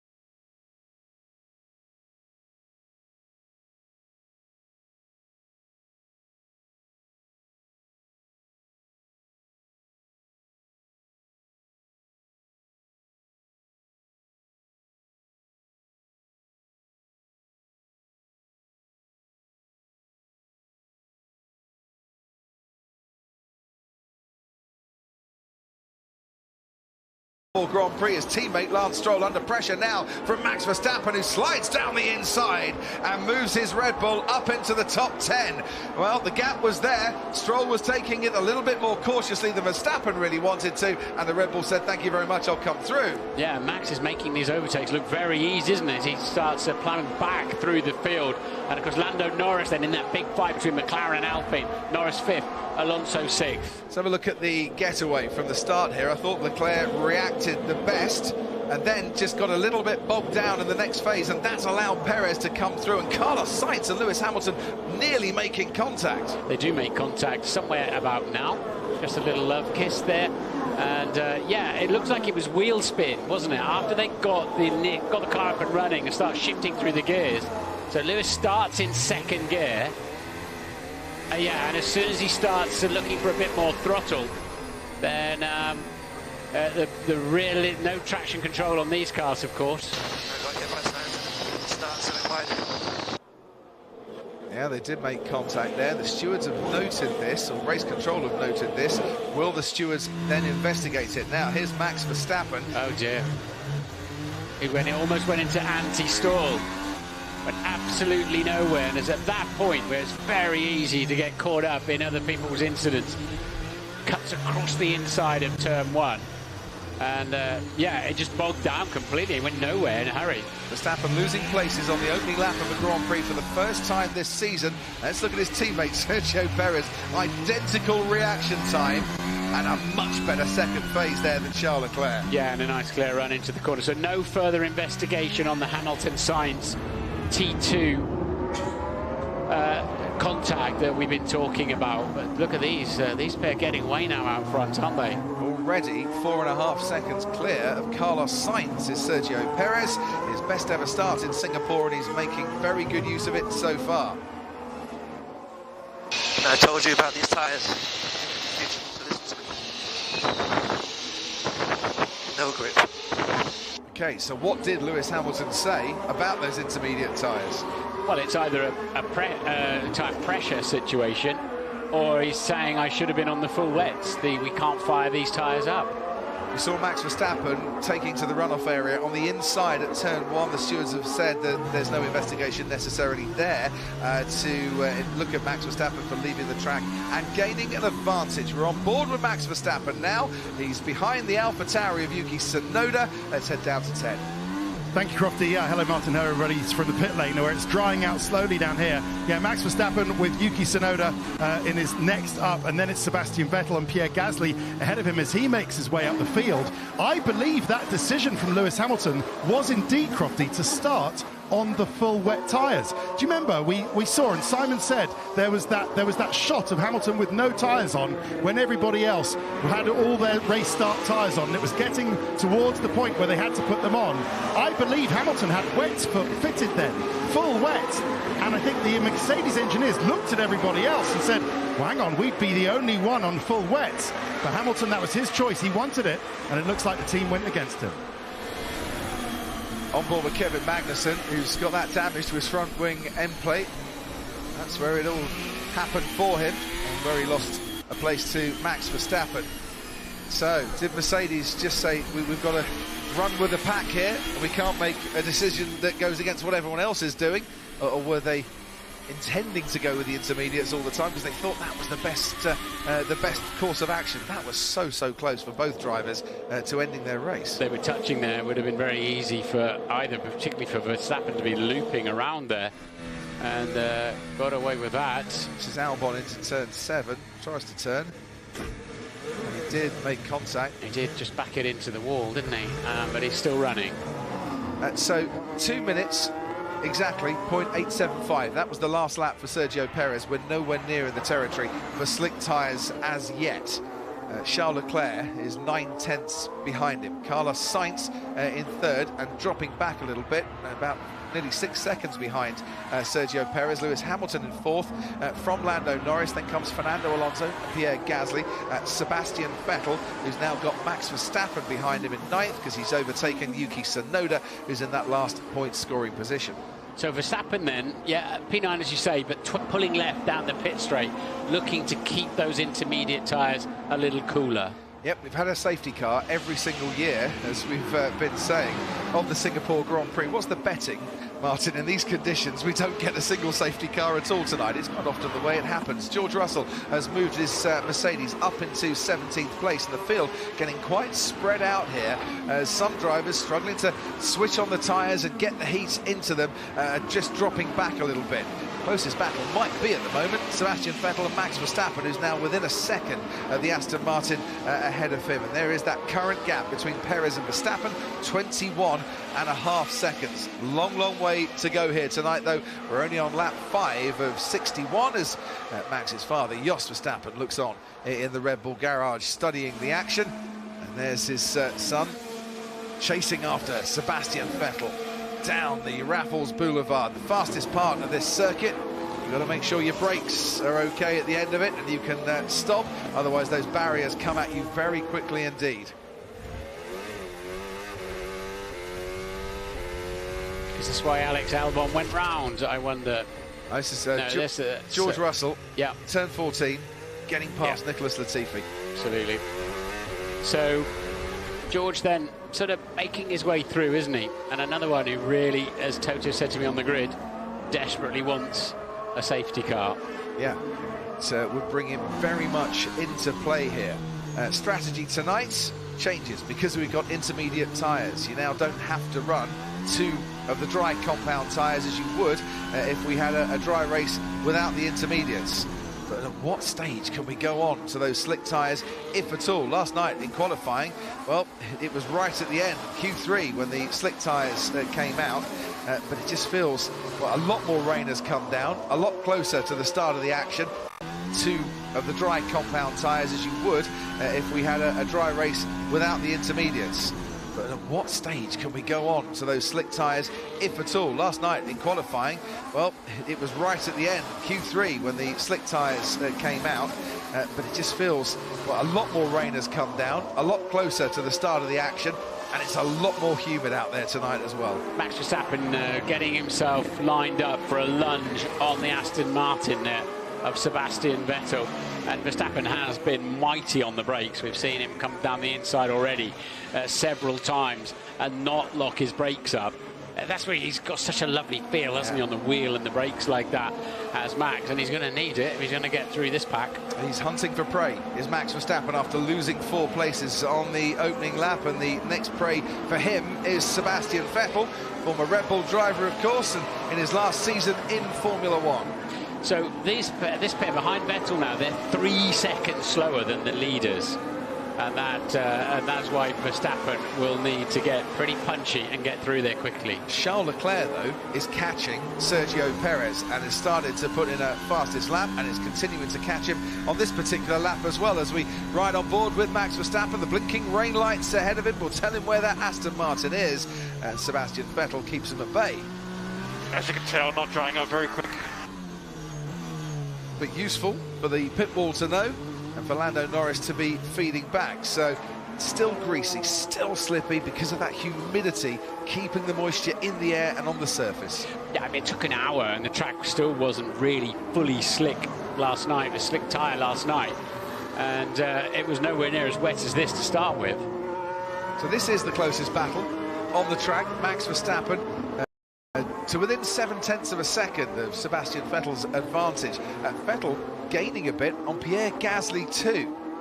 So while Vettel is thinking about defence, he's also looking for attack, and just moves over to the right-hand side where it's a little bit wetter toward Vettel and Verstappen. Yeah, it's hurting Verstappen's opportunity up the road a lot. He's got a much faster car than the two in front of him, but he just can't clear them out of the way. 2 meters wide, using the racing line, of course, and well, getting a little bit trigger happy on the throttle there. Touch of frustration possibly coming in, but Max knows he needs to clear these two cars quickly. He's closer this time around, is Max Verstappen, but he won't get the benefit of DRS, will he, down that straight? And he's about 2 car lengths behind Sebastian Vettel by the time the brakes go on. Now Vettel is within a second of Pierre Gasly now, to show that he's now catching that Alpha Tauri, and he's maybe picking up a slipstream in parts as well. You're not going to be affected too much by the car in front because of the slow corners and the nature of this Singapore Grand Prix circuit. But Max Verstappen gaining on Sebastian Vettel, who splashes through a few puddles there to keep his tyres nice and cool, and under-braking Verstappen frustrated again, still a couple of car lengths behind. And Kevin Magnussen, indeed, yet again, they'll be apoplectic, getting the black and orange flag. You've got to come in and sort your car out. My son called it the meatball flag, actually, but we got somebody off in the first sector as well. But you've got to come in and fix the damage. Yeah, I'm just looking at the moment. I wonder. And Kevin Magnussen, indeed, yet again, they'll be apoplectic, getting the black and orange flag. You've got to come in and sort your car out. My son called it the meatball flag, actually, but we got somebody off in the first sector as well. But you've got to come in and fix the damage. Yeah, I'm just looking at the moment. I wonder if it's George Russell at turn 7 has had a bit of a move. It's also Zhou Guan Yu who has stopped on the track. This is at turn 5, but George Russell was trying to get was overtaking Valtteri Bottas, and he's lost a place to Bottas, and Latifi has now got a puncture. So he's got a long way to go to get back to the pits to change that tyre. And round about 3/4 of the track for Nicholas Latifi to go as slowly as he possibly can to avoid any damage and to get that car back. Meanwhile, he's out. Alfa Romeo is out of this race. Zhou Guan Yu, in his first ever Singapore Grand Prix, has lasted 8 laps. He's had his contract extended for another year, so we'll be back in 12 months' time. But that's his night done here in Singapore. They'll have to cover that with a safety car of some description under probably a virtual safety car. Well, the field is now making its way around turn 5. This is what happened then. Oh, hit the wall, and Latifi hitting the wall too. Yeah, so the guy just fully squeezed me into the wall, guys. I don't know what is he doing. Copy, John, I've seen it. And he did indeed. So broken right steering arm as well, which will make it even harder to get that car out of the way. I didn't see. I have a puncture. And he has got a puncture, and he's just gone through turn 14 as Kevin Magnussen comes in to sort out his front wing. There you can see the old one disappearing back into the garage. The new one gets fitted. Kevin Magnussen can get back out on the track again. No safety car, no virtual safety car. And the incident, while they recover that Alfa Romeo, being covered by yellow flags that are being waved at turn 5. Yeah, so it's the runoff area on the exit of turn 5, which is not particularly safety car. Safety got the full safety car as well. So yeah, it's not particularly long. I go out there on Fridays to chat to you, and and with the broken steering, they're going to have to send people or a vehicle out into what is a very short runoff area. Every time Bernd Mailander has come to Singapore, he's anticipated that he might be called into action. The 100% record continues. We've had a safety car every single one of the 13 years that we have now been racing here, as Nick Latifi now finally makes his way back into the pit. So this is the safety car that Toto Wolff wanted to help George Russell, who we saw the incident with Latifi and Zhou, but Russell had also had a moment with Valtteri Bottas just a little bit further ahead. Ted, down to you. Yeah, and George Russell actually lost 5 or 6 seconds in that. He was right up behind Valtteri Bottas. And now before the safety car, he's 5 seconds behind Valtteri Bottas. I think he's gained a couple of seconds now. So Nicholas Latifi, if they can fix it and get him going again, I think a puncture at the front, he had a broken wing, and now it looks like they all came out into the pit lane to see what could happen.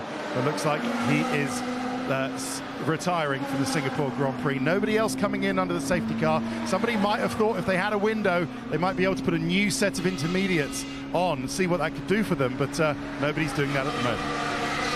No. The field are too close together, and you would lose places. You're only on lap 9 out of 61. Yes, you get a shorter pit stop because of the speed that everyone else is going at, but you would lose way too many places, and by the time, Martin, the rest all change their tyres, you'll be a long, long way back. Yeah, it's pity for Kevin Magnussen he didn't stop on the next lap. I think you're allowed to cross the timing line 3 times in total before you're obliged to serve any kind of penalty like that. Mind you, it's a broken piece on the car, wasn't it? But anyway, nonetheless, he had a fundamentally slow green speed, full speed a pit stop there. Way back. Yeah, it's pity for Kevin Magnussen he didn't stop on the next lap. I think you're allowed to cross the timing line 3 times in total before you're obliged to serve any kind of penalty like that. Mind you, it's a broken piece on the car, wasn't it? But anyway, nonetheless, he had a fundamentally slow green speed, full speed a pit stop there. But George Russell. Has he got issues down there, George Russell? There's a bit of debris down at turn 5 that might need sweeping away. George Russell was just going slowly, but he was also right in the zone, of course, where they're collecting the car up. True. So maybe he was being extra cautious. Incident, as you see, steams down the inside of Bottas, makes contact with the man whose seat he took at Mercedes. Just see there, that might have damaged, and I think has damaged, the front wing of Valtteri Bottas's Alfa Romeo, and well, damaged George Russell's momentum just a little bit too. Nice pirouette on the greasy surface to get himself turned the right way and back into the race. We can see it on board now, Martin. Race, we are down to 18, and we're running behind the safety car. No one's been lapped, no one needs to unlap themselves, they just need to clear away that Alfa Romeo and clear away the debris, and then we can get racing once more. We'll get a little view in a moment as to where that Alfa Romeo is and whether it has been recovered. It's helped Verstappen a lot. It was over a pit stop behind at that point, so it's certainly repaired a lot of the damage for him. Hasn't done a lot for Perez and Leclerc because, frankly, they were beginning to make it a 2-horse race out front. Yeah, they certainly were. Sergio Perez coping very well. Look, there's Daniel Ricciardo hunting for water down the main straight. Ted, down to you. Yeah, we'll see whether, just talking about Lewis Hamilton, we'll see how his tyres managed to heat up after the safety car. And Crofty, Martin, I'm sort of thinking about that change in decision from Lewis is clearly coping very well. Look, there's Daniel Ricciardo hunting for water down the main straight. Ted, down to you. Yeah, we'll see whether, just talking about Lewis Hamilton, we'll see how his tyres managed to heat up after the safety car. And Crofty, Martin, I'm sort of thinking about that change in decision from Lewis's clearly desire, as far as he says on the radio, to start on the full wets, to actually what the team did and start on the intermediates. Clearly the team thinking, look, Lewis, you might go through a bit of short-term pain in terms of getting that tyre up to temperature, but clearly it's going to be long-term gains. So really, we have to do that. But why do you think Hamilton would have thought, well, look, it's fine? He would have clearly known that and thought, well, look, I will be able to live with the full wet tyre into the stint for as long as possible. So I keep sort of playing with it in my mind, thinking, well, who was right there? Lewis clearly annoyed about it, but he would have known that it was burnout quite quickly, Martin. What do you think about that? Well, if you remember Felipe Massa, who started on pole here in 2017 in the rain, the only time we really had any wet running here much, said, I went full wet and it was a mistake, and it was much wetter than that. So, you know, different cars, mind you, dramatically different tyres in some respect, but it doesn't look like a track that needs end of this lap, and he's got Lando Norris and Fernando Alonso right behind him. And he'll hope that he can go wheel to wheel once again with Carlos Sainz and come out the better this time around after Sainz nudged him onto the runoff area and took a place away from Lewis Hamilton at the start of this race. Exactly what Sergio Perez did to Charles Leclerc. And he's carried on leading this race, and now he's got a safety car restart. Backs haven't gone out yet, and he's pulled a big gap. Talking there about the safety car and Bernd Maylander. But there we are, the top four were Lando Norris, and he's carried on leading this race, and now he's got a safety car restart. Backs haven't gone out yet, and he's pulled a big gap. Talking there about the safety car and Bernd Maylander. But there we are, the top four were Lando Norris a little bit further behind here, and Hamilton might not have to defend too robustly to Norris behind him, because he's a long way back as we can get going once more. Green flags waving. Perez from Leclerc, from Sainz, from Hamilton, from Norris. There's Alonso, and then comes Gasly and Vettel, and Max Verstappen once again right on Sebastian Vettel's tail. And Verstappen certainly wasn't caught a napping at the start of the race once again. He was very much on his toes and trying to get past Sebastian Vettel. And has he had a little look down the inside, I wonder? Yes. He has got ahead of Sebastian Vettel. Right in the distance, you can see as they head through turn 5, Max Verstappen up into 8th place where he started the race. Yeah, this has brought Verstappen right back into play, podium-wise at least, if not championship. Place where he started the race. Yeah, this has brought Verstappen right back into play, podium-wise at least, if not championship, taking the championship tonight. So it's really energised his race. Don't forget, he needs to win the race to stand a chance of becoming champion. And he also needs to outscore Charles Leclerc by 22 points, his teammate Sergio Perez by 13 points, George Russell by 6 points, and outscore Carlos Sainz or finish 10 points or fewer behind him. At the moment, Max Verstappen a long way from thinking about how to celebrate a second world title. But he has got 5 more races after this to give it some more thought. And he goes down the inside and onto the Esplanade Bridge, and he finds himself ahead of Pierre Gasly and now up into 7th place. Verstappen, on 1 lap since the safety car restart, has picked up 2 places, and it looks like Gasly is struggling to light the tyres up just a touch, because Vettel is right on his rear wing now. Yeah, so that Verstappen firing his tyres up nicely, really confident as well, and that's straight out of the Marina Bay playbook, isn't it? The lunge into the hairpin off the Anderson Bridge and close your rival off from being able to turn in.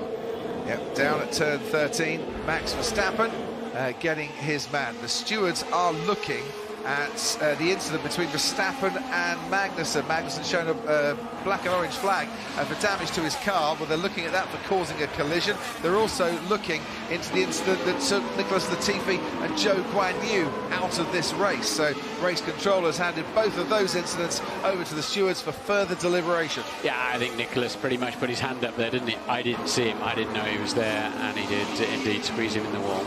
And once again, Sergio Perez is extending his lead out in front. 1.1 seconds, the gap now between himself and Charles Leclerc. Carlos Sainz runs nearly 2 seconds behind Charles Leclerc now. Lewis Hamilton 1.5 seconds behind Carlos Sainz, and then Lando Norris, and behind him within a second. With 3s, you can see how much more potential he's got in that Red Bull. Just wondering, Martin, the subject of Lewis Hamilton and the intermediate tyres. I wonder if he was saying new tyres or used tyres, new intermediates or used intermediates, rather than a choice between wets and intermediates. I'd rather get the feeling, I'm actually just having it confirmed in my ears right now, that it was a conversation about new and intermediate tyres or used intermediate tyres. Yeah, indeed. We don't know. I'm not sure.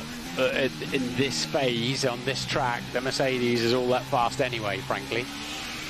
Whatever you put on it, new or used, because we've got the 2 leaders straight out front again, 3 seconds ahead of Sainz, and in the 1:59. Lap 13 out of 61. Charles Leclerc's just set a new fastest lap. Just a 10th ahead of Sergio Perez. If he is making gains, he's not making gains very often. He's not making gains by very much, is Charles Leclerc. Sergio Perez driving a really, really good race so far, which you would kind of expect for a man with a delicate right foot in conditions that very much call for it. He knows how to win Grand Prix, Sergio. He's not going to be phased out front there. There's a lot of skill going on out there, knowing that these approach speeds into hairpins on a drying track, just how late you can brake. Verstappen really wanted to dive down the inside there, but there would have been absolutely no control given how wet it is down at turn 8. So he stays behind Fernando Alonso for a little bit. Yes, of course, Sergio Perez knows how to win a race. He knows how to win a race around the streets as well. Monaco, of course, this season is his last victory.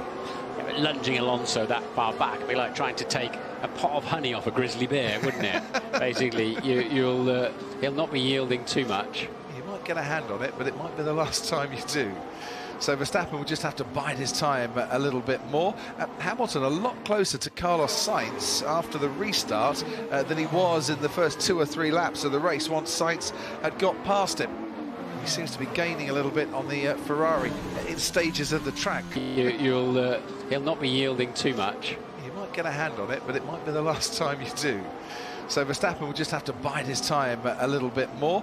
Hamilton a lot closer to Carlos Sainz after the restart than he was in the first 2 or 3 laps of the race once Sainz had got past him. He seems to be gaining a little bit on the Ferrari in stages of the track. A couple of tenths during the first sector of this particular lap. He's taken out of Carlos Sainz's advantage. Meanwhile, back to Alonso and to Verstappen. Sounds so quiet, doesn't it? Seems so calm on board with the championship leader. But I'm sure it's anything but when you're in the cockpit around Singapore in conditions like this. Yeah, I think Max he's got some confidence, hasn't he? If he gets a chance, he'll be down the integral power over the start-finish line. I saw a tweet saying why didn't Max just finish the lap on battery power yesterday if he was short of fuel? But the battery is only about 160 horsepower. The other 840 is from the internal combustion engine. So, straight line speed for the Red Bull looks to be stronger than the straight line speed for the Alpine. Lando Norris hops and skips over the bumps behind him. Verstappen gets to within about 3 car lengths of Fernando Alonso. Only about 160 horsepower. The other 840 is from the internal combustion engine. So, straight line speed for the Red Bull looks to be stronger than the straight line speed for the Alpine. Lando Norris hops and skips over the bumps behind him. Verstappen gets to within about 3 car lengths of Fernando Alonso. Closes up down that straight, can't get past him. You can see just how skiddy and slippy it is down at turn. Well, 2 cars go side by side through the Anderson Bridge. I think we've had an incident there with Felipe Massa and Bruno Senna a few years ago. It's the exit of the bridge coming up, but indeed Verstappen's not quite close enough to do his lunge and close the corner off. But quite a long way behind, wasn't he? Yeah, Alonso seems to know the places where Verstappen is going to be stronger and seems to be able to use that ERS, the energy recovery system, to boost his performance where he needs it. 7, that is. What the front two will be really desperately keen to do now is build a pit stop gap on the main field before you need to go onto slicks. They're doing a decent job of it at the moment. They're streaking ahead.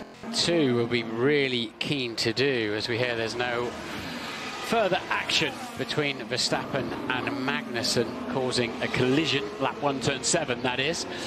What the front two will be really desperately keen to do now is build a pit stop gap on the main field before you need to go onto slicks. They're doing a decent job of it at the moment. They're streaking ahead once again. They're about a pit stop ahead of Alex Albon currently. George Russell, I think it will be a bit touch and go. So they've got a few more laps to try and survive unless others start to come in before them. So it's increase your pace and build up that advantage, but try not to overdo it on the intermediate tyres so that you have to come in and make a pit stop a little earlier. And we've seen before though, Martin, as long as you can keep the temperature, the core temperature in these intermediate tyres, even if the tread starts to go, you're still better off on a very worn... Tell us, Anthony. Yeah, just a few things, Martin and Crofty. Just been listening to Perez. The information coming in from his side is that his right front seems to be wearing pretty quickly now. He was concerned about that even before the safety car, and Leclerc has just been told to start hunting for the wetter parts on the track in the straights to try and cool their tyres down. Saw Daniel Ricciardo doing that about 5 laps ago. Take wet patches to cool the tires down if you can. And not just him, Carlos Sainz, as you said. And, also, just to finish off quickly, Hamilton, who I'm riding on board with now, on the track in the straights to try and cool their tyres down. Saw Daniel Ricciardo doing that about 5 laps ago. Take wet patches to cool the tires down if you can. And not just him, Carlos Sainz, as you said. And, also, just to finish off quickly, Hamilton, who I'm riding on board with now on one of my screens, he's tucked up behind Sainz. You can just see there behind Sainz coming into the final corner. He's been complaining on the radio that he feels like even from that distance he's losing time now to the cars in front. He feels like he's being held up by Sainz. Yeah, for me, I mentioned that Perez was looking after his tyres on lap 1, but they're pushing hard out front now. They've got an 8-second lead, Perez to Sainz, as they're really trying to build that gap again. And of course the teams know exactly what the tyre temperature, the surface of the tyre temperature is from the sensors they have on the car, and they know when the intermediate starts getting into critically high temperatures. Verstappen certainly wasn't hunting for the wets down the straights. Others were going over to the right-hand side. Verstappen behind Alonso. Sebastian Vettel about a second behind. Yep. That's for sure. That's not what's happening with Carlos Sainz at the moment. He's dropped a second in a couple of laps, so we'll see what's going on there, whether he's just looking after them or whether he still has pace in those intermediate tyres. A couple of brake issues as well. Alex Albon in the Williams saying these brakes on his car are the worst he's ever had. They're just really struggling with them. And George Russell's been on the radio saying, how are my brake temperatures? And they said that the front left is a bit high, but otherwise they're okay. But still behind Valtteri Bottas is George Russell. And Bottas and Russell in wet conditions, Crofty. These two have history, don't they? Remember the little, the massive crash at Tamburello in Imola a couple of years ago, and the afters they had afterwards. Anything but little, I think that particular incident said. But yes, we remember it well. So if we think back to qualifying, I know they had less fuel on board, but it was 148, 149, wasn't it? So we're still 10 seconds away from that. It really is going to be now a question of hanging on to your tyres, the track being a long time to dry out, as we had in Istanbul a 3 years back. Tyres becoming more slick, grippy in the dry areas, becoming more and more slippery in the wet areas. So. Yeah, so as the tread goes, you go from hunting for the wet patches to trying to find a dry line to keep the temperature. Yeah, you run out of gauge on the rubber. So we're moving into the critical phase now of how far you can get, as Alonso then trying to break the slipstream. You're allowed to do that if your rival's a long way behind you.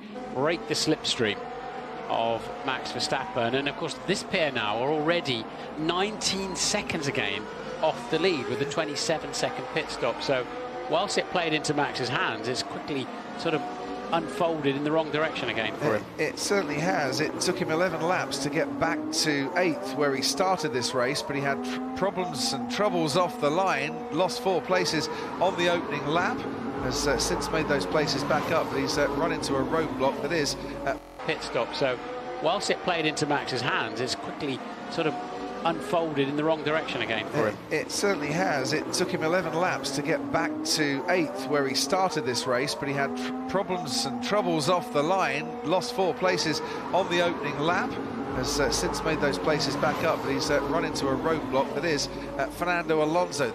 There's a dry line appearing on this circuit, but not everywhere. There's certainly a dry line in the braking area into turn 7, but there's wet patches elsewhere. It's a bit drier there, but still very, very greasy through turn 17 into turn 18, second gear corner, and there's a few more of those before Charles Leclerc can really think about getting his foot down once more. And on this lap, he's lost another 1/10 of a second to Sergio Perez, who just seems to have found that sweet spot at the moment. Martin Brundle out in front. Yeah, with my racing driver head on, sitting looking through all the furniture on the Ferrari there, and that track being so slippery makes parts of my body clench, Crofty. It's like, oh, hit the brakes, turn the wheel, will it stick or not? And the pair of them, as Leclerc gets into the 58s, but we're still a long, long way from thinking of going slick. But can they hang on to the intermediate? How will the intermediate perform when they get rid of the tread gauge? They're having chance at Ferrari, aren't they? Okay, not far from slicks now. That's why they're having chats at Ferrari, because Carlos Sainz has just radioed to say we're not far from slicks now. As I said a few laps ago, if you want to save tyres in these conditions, Sergio Perez is very much your man, and he's making the most of it. We're on lap 18 out of 61. We've had 37 minutes of this race so far. George Russell started from the pit lane. He's still trying to get past Valtteri Bottas. He lost a lot of time when he went straight on at turn 7 after making a lunge down the inside on Bottas. So he's getting a bit frustrated now. Max Verstappen still frustrated behind Fernando Alonso. Lewis Hamilton about a second and a half behind Carlos Sainz, who overtook him into the first corner. And that man there, Sergio Perez, continues to lead as he has done all race. On intermediates doing 1 minute 54s. An hour later, on quite a dry track, on slick tyres, still only doing 49s. You know, it was tens of minutes longer than we expected before they got on to slick tyres. Let's try and put that into context a little bit. Sergio Perez on lap 17 was only 1 second quicker than he was on lap 5, and he's obviously burnt off 12 laps worth of fuel in doing that. That just shows you how this track is still retaining the moisture, how it's not drying out the way it should. But, well, Verstappen says we're nowhere near for slicks, and Carlos Sainz says I might be getting a bit closer to it now. One of them's right, one of them's wrong. Ted Kravitz, down to you. Yeah, but the problem with Sainz is that this isn't working for him either. He's now dropped to 9 seconds off, so it's really 9 seconds behind the lead, where he was just a 5 before, a few laps ago, 6. So it's really, these tyres aren't working for him. He's got to do something. Lando Norris, for what it's worth, has said that the conditions now are like they were at the beginning of qualifying, not even halfway through or towards the end of Q1 or Q2 when they were thinking about slicks yesterday. It's still far too wet for slicks, according to Lando in the McLaren. And Sergio Perez, holder of the fastest lap of this race so far at a 1:58.9, says it is still too damp for slicks. Now here comes Verstappen behind Alonso. Once again, no room on the inside down at turn 8. But he seems a little bit closer to Fernando Alonso on this lap than he has done in the last couple. Yeah, you're always going to be a car and a half length later than the driver in front of you getting on the power, the concertina effect there on a street circuit. What he's not going to do is hustle Fernando into making a mistake. That's why he's survived 350 Grand Prix. And yeah, you kind of, the way he caught this pair, you imagine he'd be all over the gearbox of that Alpine, but he stalled out again. It's a really cautious race out there. Not surprisingly, it's a really cautious race. George Russell is about the same distance Verstappen is behind Alonso in his battle with Valtteri Bottas, who's closing up bit by bit on Esteban Ocon, just ahead of him in 14th. Mick Schumacher pretty much running his own race in 13th at the moment. Ahead of him, Daniel Ricciardo keeps getting to within about 8 or 9 tenths behind Lance Stroll, and then has to back off just a little bit. Stroll on this lap is starting to eke out a further advantage, certainly through the middle sector. Sebastian Vettel, 1.3 seconds at the end of the last lap behind Pierre Gasly. He's just dropped back a little bit on this particular lap, and Verstappen, well, it's between half a second and 9 tenths behind Alonso. Massive lag on the upturn. Understood. And when you're making, Martin, 91 gear changes during the course of a lap, you don't really want that, do you? No, you don't. I mean, a lot of them are downshifts, obviously, as well as upshifts, but that's suggesting some gremlins in there. Presumably they can tell him to change something on the menus on the steering wheel with sensors. But you've got Perez now, 2.1 seconds clear, 2.5 nearly as the lap unfolds, and getting some great speed out front. Into turn 7 at the end of Raffles Boulevard we go once again. Verstappen on this lap, not as close to Fernando Alonso as he was 3.1 miles ago. There's the positions gained and lost in this race so far.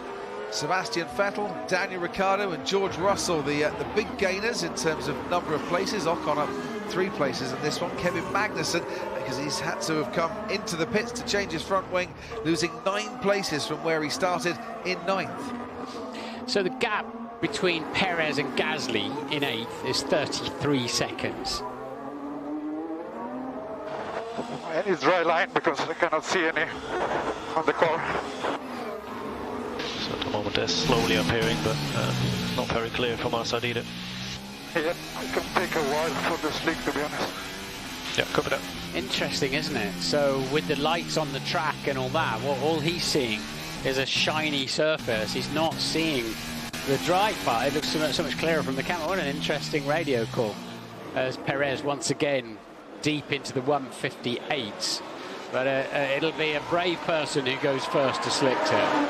Interesting seeing the rear left tyre there, and then a band appearing on Sergio Perez's car as they start to restack and stack and shuffle around the tyres down at Mercedes. Is that just to put others off the scent, or does Lewis Hamilton or George Russell need to come in? I wonder, if you were Mercedes, do you use George Russell as a bit of a guinea pig here to try and make a bold call, see if it comes off? You get the data instantly if that's the case. Yeah, you also get the broken front wing if it's too early, don't you? But so Perez then now, another 2 or 3 laps, and he'll be able to stop and come out ahead of Alonso, possibly even Norris, but Alonso and Verstappen. So they're starting to buy themselves some options out front, are Perez and Leclerc. Sergio Perez, whenever he's led more than 15 laps of a Grand Prix, he's gone on to win it. The Sakir Grand Prix in 2020 when he was last at one stage, and Monaco 2022 this year when he started that race, of course, 3rd on the grid, went on to win it. As Verstappen and Alonso just swapping places there, and we've now got a yellow flag out there on the track too in the Alonso stopped. Middle part of the lap as Fernando Alonso stops. Is that what we're seeing? There, he has. Fernando Alonso out of the race. 350 races make it special, he said.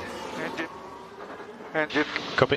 All right, well, that's another tricky 90 right that car needs to do to get through.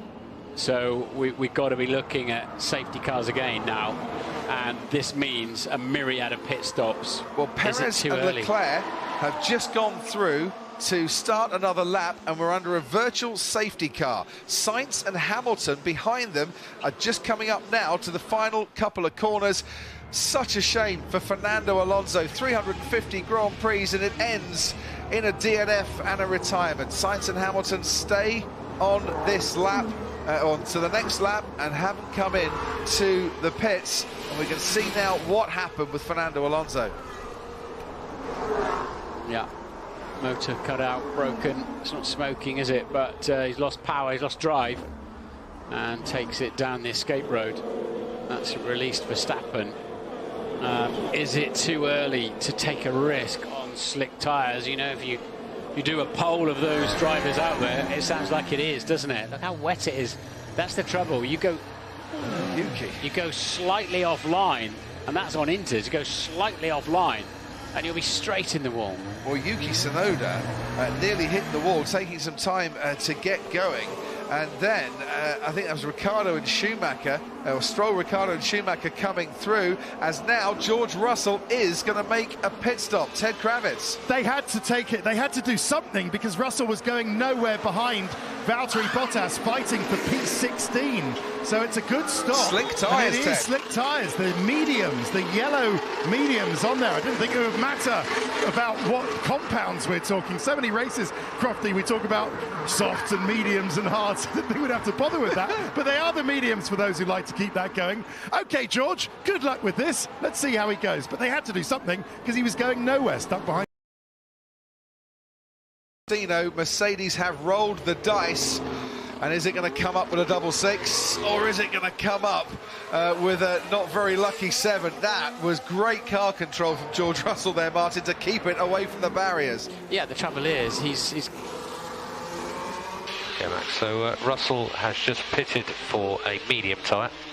Obviously, won't know anything until it gets going. Yeah, that's brave at the moment. Yeah, it is indeed. Kind of nothing to lose territory, apart from, as I said earlier on, a front wing or a trip to the wall. The problem for George, you almost think maybe if you can keep an eye on how they're clearing away Alonso's car, do that a lap later, because now he's got to cruise around at virtual safety car speed, which is 40% slower than actual racing speed. So he's losing at tyre temperature all the time. Anthony Davidson. Yeah, as we can see from the images, that Russell's really struggling on the slick tyres. He's pretty quiet on the radio at this stage, but the problem they've all got is that they're remembering Turkey a few years ago, where they went on to new intermediates and they fell apart immediately. Yeah. The best tyre for this condition is a very worn intermediate. No grip. No joke. So that's why they had to take that gamble to go on to sixth. He'll probably be back in, I'm sure, at the end of this lap, because it's just not working. Safety car has ended. We are going racing once again. We're on board with Lewis Hamilton. When he was it 2017, he won and ran the intermediates until lap 29. So he managed to keep going in those damp conditions until lap 29. I don't know. For one, I haven't got one iota, one clue whether anyone could go beyond lap 29 here. And Ant's right.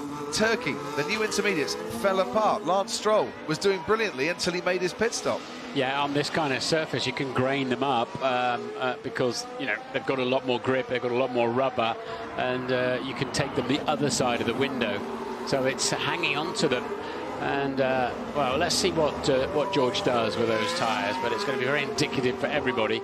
But when you've got the likes of Alonso and Verstappen and gang saying, it's too early, but as we said, what's George got to lose, really? Well, he's carried on, George Russell. He's not come into pit for a change of tyres. There's his teammate Lewis Hamilton getting closer to Carlos Sainz. Max Verstappen is doing the same thing to Lando Norris. And we've lost three: Joe Guan Yu, Nicholas Latifi, and back-to-back retirements for Fernando Alonso. He had a 10-race scoring streak. That ended last time out, and he's followed it up with another retirement here. Mechanical failure, engine just going on him down the main straight, or down the back straight, I should say. Max Verstappen getting past, and Verstappen now putting pressure on Lando Norris as Hamilton starts to put pressure on Carlos Sainz. Yeah, we'll keep an eye on the tyres. If you start to see the beginning of a white stripe around the tyre, you know they've gone through. It's not really rubber, is it? But they've gone through the tread and towards the carcass. Then you start to get structural concerns about the tyre itself. And of course, Lewis Hamilton cost him a world championship, didn't it, back in 2007, with a set of tyres that literally had run out of tread. The gravel trap on the pit lane entry into the pits in China. Verstappen has now set the new fastest lap of the race. Is it spitting? Negative, must be spray. Russell's first sector on this lap, 34.3. Perez did a 31.3. Perez on the intermediate still, Russell on the slick tyres. Hamilton just a few car lengths behind Carlos Sainz as he tries to get back into the top three where he started this race. And meanwhile, Verstappen continues on a pace and shortly will be about a second behind Lando Norris. Yeah, so the leader's still got a gap to drop into between Verstappen and Gasly. But Verstappen, as soon as he gets clear air, he's obviously front-running pace and some. No chance of a deck chair for Fernando Alonso tonight. Probably the 350th Grand Prix, Ted, one of a few he might want to forget, sadly for him. Down to definitely. I admire George Russell's pluckiness in wanting to give this a go, but this is just counting now. This is just numbers, and the numbers say he's now 20 seconds behind. It's going to be 25 at the end of this lap. Come in, George. It hasn't worked. The numbers say you're just going to lose more and more time. It takes 27 seconds to make a pit stop and change your tyres. But the numbers say it hasn't worked. I'm expecting to see him in shortly. But no sign of any Mercedes mechanics out in the pit box yet. Thank you very much, Ted. We can see Esteban Ocon. Yuki Tsunoda is the car in front of him, so he could be under pressure from Ocon in a moment. And to race control, down to you. Yeah, so just heard Russell saying, look, if we come in now, the race is over, so I'm just going to stay out there. He sounded pretty stubborn and determined in saying that, so I guess he is the guinea pig for everybody else. As soon as he starts matching the intermediate lap times, then I'm sure they'll all dive in. But it's getting better for him. It will do. That 3 seconds in the first sector on the previous lap has now gone to 1.3 seconds difference. They're relying on his bravery, Crofty. Give him a medal. And skill, of course. Captain consistency, give him a medal. Don't think he's going to finish in the top 5 tonight, Martin, but, well, that phrase might come back to remind me of the commentator's curse or blessing if he manages to do so. You see Verstappen now up to P6, 27 seconds behind, but then you see there's still an hour and 8 minutes remaining in this race. So much to happen yet. We are not even at half race distance. Midway through lap 30, we'll be at half race distance. We're on for a 2-hour race tonight. Oh yeah. Which I kind of thought we were before we got going, and as the race has gone on, it's looked ever more likely. So Perez once again streaking out in front, and now over 3 seconds clear of Charles Leclerc. Carlos Sainz keeping Lewis Hamilton at bay, 1.2 seconds between those two. Lando Norris has now got Max Verstappen for company, and Verstappen, well, frustrated, wasn't he, for many laps, held up behind Fernando Alonso. Sort of a challenge, I wonder, is the McLaren going to be to stop the advancing Verstappen? As on the Esplanade Bridge they go, and down towards turn 14. That could be an overtaking spot, but not on this occasion. So George Russell's just done a personal best in the Grand Prix, middle sector. So the tyres are starting to come to him. It's wonderful information for the rest of the field. Sadly, he's 100 seconds behind. Now, we've got a double yellow, and I think it might be Alex Albon. It is Alex Albon. Now, this is going to be a safety car, because there he is at turn 8. Yeah, but you've got a front wing that's lodged there, and that's going to have to be recovered. So, virtual safety car, I wonder. It's difficult enough even without a front wing. This could require all the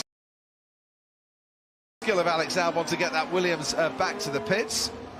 And I just wonder, what are they going to do to try and recover that front wing of the Williams that is down lodged in the barriers? Got a front left puncture as well, just to add to his woes. And they're standing by down at Williams for a change of tyres and a change of front wing, and I wonder if others are thinking as well that we need to just be on standby. George Russell ahead now of Alex Albon as the Williams limps its way back. Not been a great night for Williams this, is it? Latifi already out of the race, and this is what happened to Alex Albon. Just it's one of those horrible, silly shunts. He's gone in, the front won't bite, he's then gone on to the wetter part of the track and then had a very pedestrian, just understeers towards the wall. Oh no. Virtual safety car deployed whilst they recover that front wing. Now, does anyone want to come into the pits this time around? Perez ahead of Leclerc going through turn 16 at the moment. Is it worth it?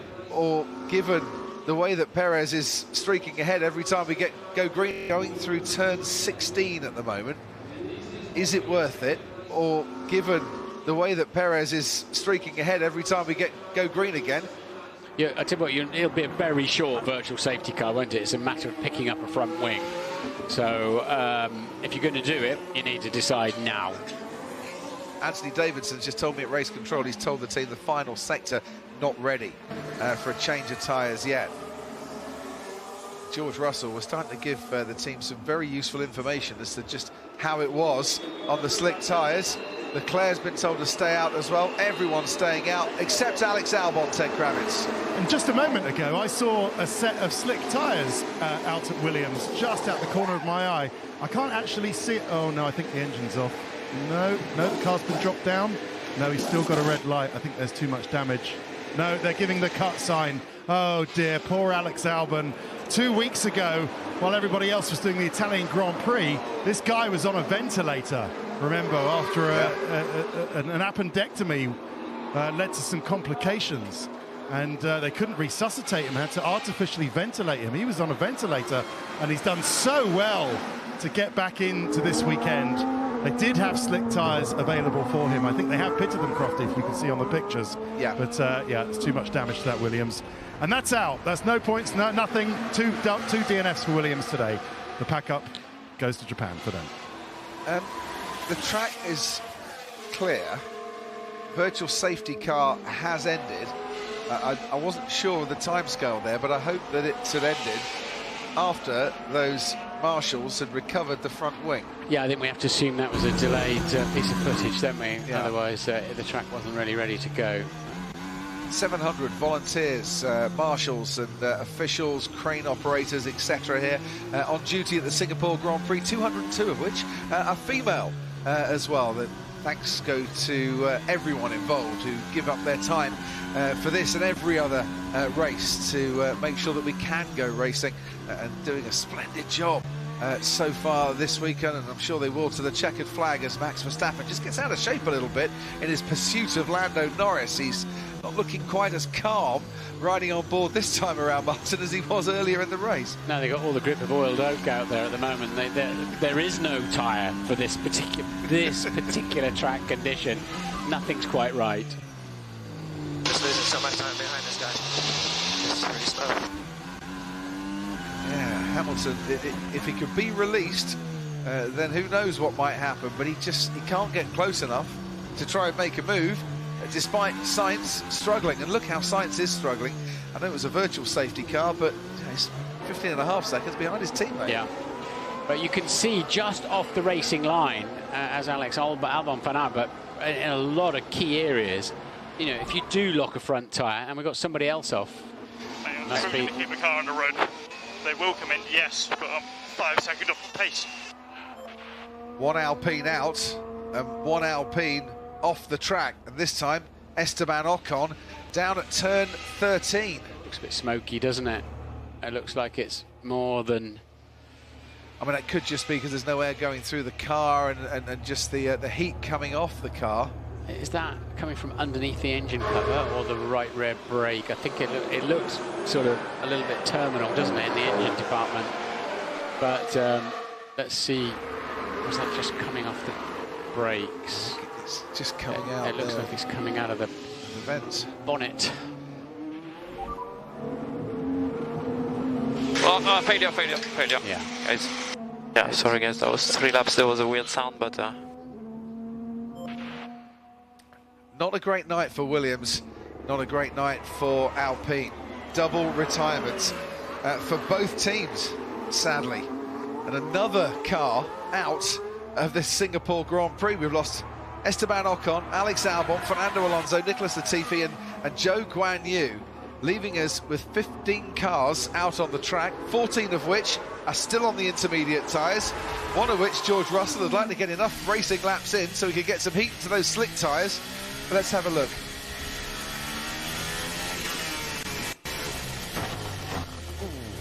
Yeah, that won't even make a coffee table, will it? That sounds like a bag of nails, sadly. So, that puts... And now we're going to get some pit stops, Martin, behind the virtual safety car. That puts now both McLarens up in the points in their fight against Alpine. Or is it just a bluff? Perez goes through, Leclerc goes through. Is Carlos Sainz coming in? Well, they're still standing waiting down at Ferrari for Carlos Sainz. But they're intermediates. If they change it, they're putting intermediates on, look. And he's not coming in. So maybe just the bluff and the double bluff taking place. Because all the while, George Russell starts to improve with those sector times on those slick tyres. The teams don't want to take the risk of putting another set of intermediates on. Ted, down to you. I saw slicks in the pit lane box before they cut the shot up, Crofty. So they did have slicks out there. They had the intermediates out there as well, but just decided that new inters, as Martin said, would not actually make the situation any better for Carlos Sainz. All the time he is dropping down. Yes, the safety car will close that out, but he's now, is it 20 seconds he is behind Sergio Perez? Perez the leader, Sainz third, 21 seconds behind. Yeah, I think it is. 27 seconds. 27 sorry, seconds he's 21 Perez. seconds behind Leclerc. So yeah, so it's just nothing's working for Carlos Sainz today. They had a thought about slicks, decided against it. Had a thought about new inters, decided against that as well. That's quite a big failure. Visually, we can tell. We can hear from the audio as well. Rough old box of spanners, wasn't it? Making that sort of a noise. Yeah, no handbrakes on these cars. But so yeah, what are we? We're down to 14 then. No, 15 with Russell. Yeah. And as I said earlier on, there really isn't a tyre for these conditions. The track just will not, with no sunlight on it, of course, and 88% humidity, it just will not clear up. Correct. Lewis Hamilton sticking very close to Carlos Sainz in this virtual safety car period, trying to get a jump, I think, on Sainz when we go racing once again. So Alpine failed to score a point for the second race in a row. They're currently 18 points clear of McLaren in the championship. McLaren on course as it stands to score 11 points, with Norris 5th and Ricciardo 10th, and that could spice up that battle between now and the checkered flag in Abu Dhabi. So you can see some numbers on the top of Lewis's steering wheel there, where he's got to keep it negative. He's trying to hustle the Ferrari, but you've got an earliest time of arrival, basically, every 200 or 300 meters around the track, so virtual safety car just negates the race. Nobody gains, nobody loses. But of course, you can, jump a little bit between, and especially if you go in the pits, you can, between the two measurement points, you can keep hustling the guy in front. This would have been a great time for Lewis Hamilton to see a green light and the race to start going again. Sadly for him, he'll see that the virtual safety car is still in operation. Do you know what? He almost went past Carlos Sainz there. He's just trying to annoy him, isn't he? But of course, were he to overtake him, unless Sainz is particularly slow, Lewis, and of course you're not allowed to overtake anyway under a virtual safety car, but you're guaranteed to be going too fast, basically. He just brake tested me.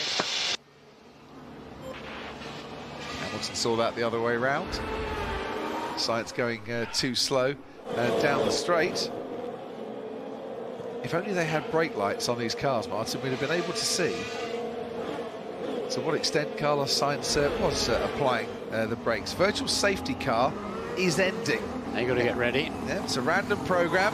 Oh, Max Verstappen has just gone side by side with Lando Norris. Now it's gone green. Verstappen's lost time in that particular moment.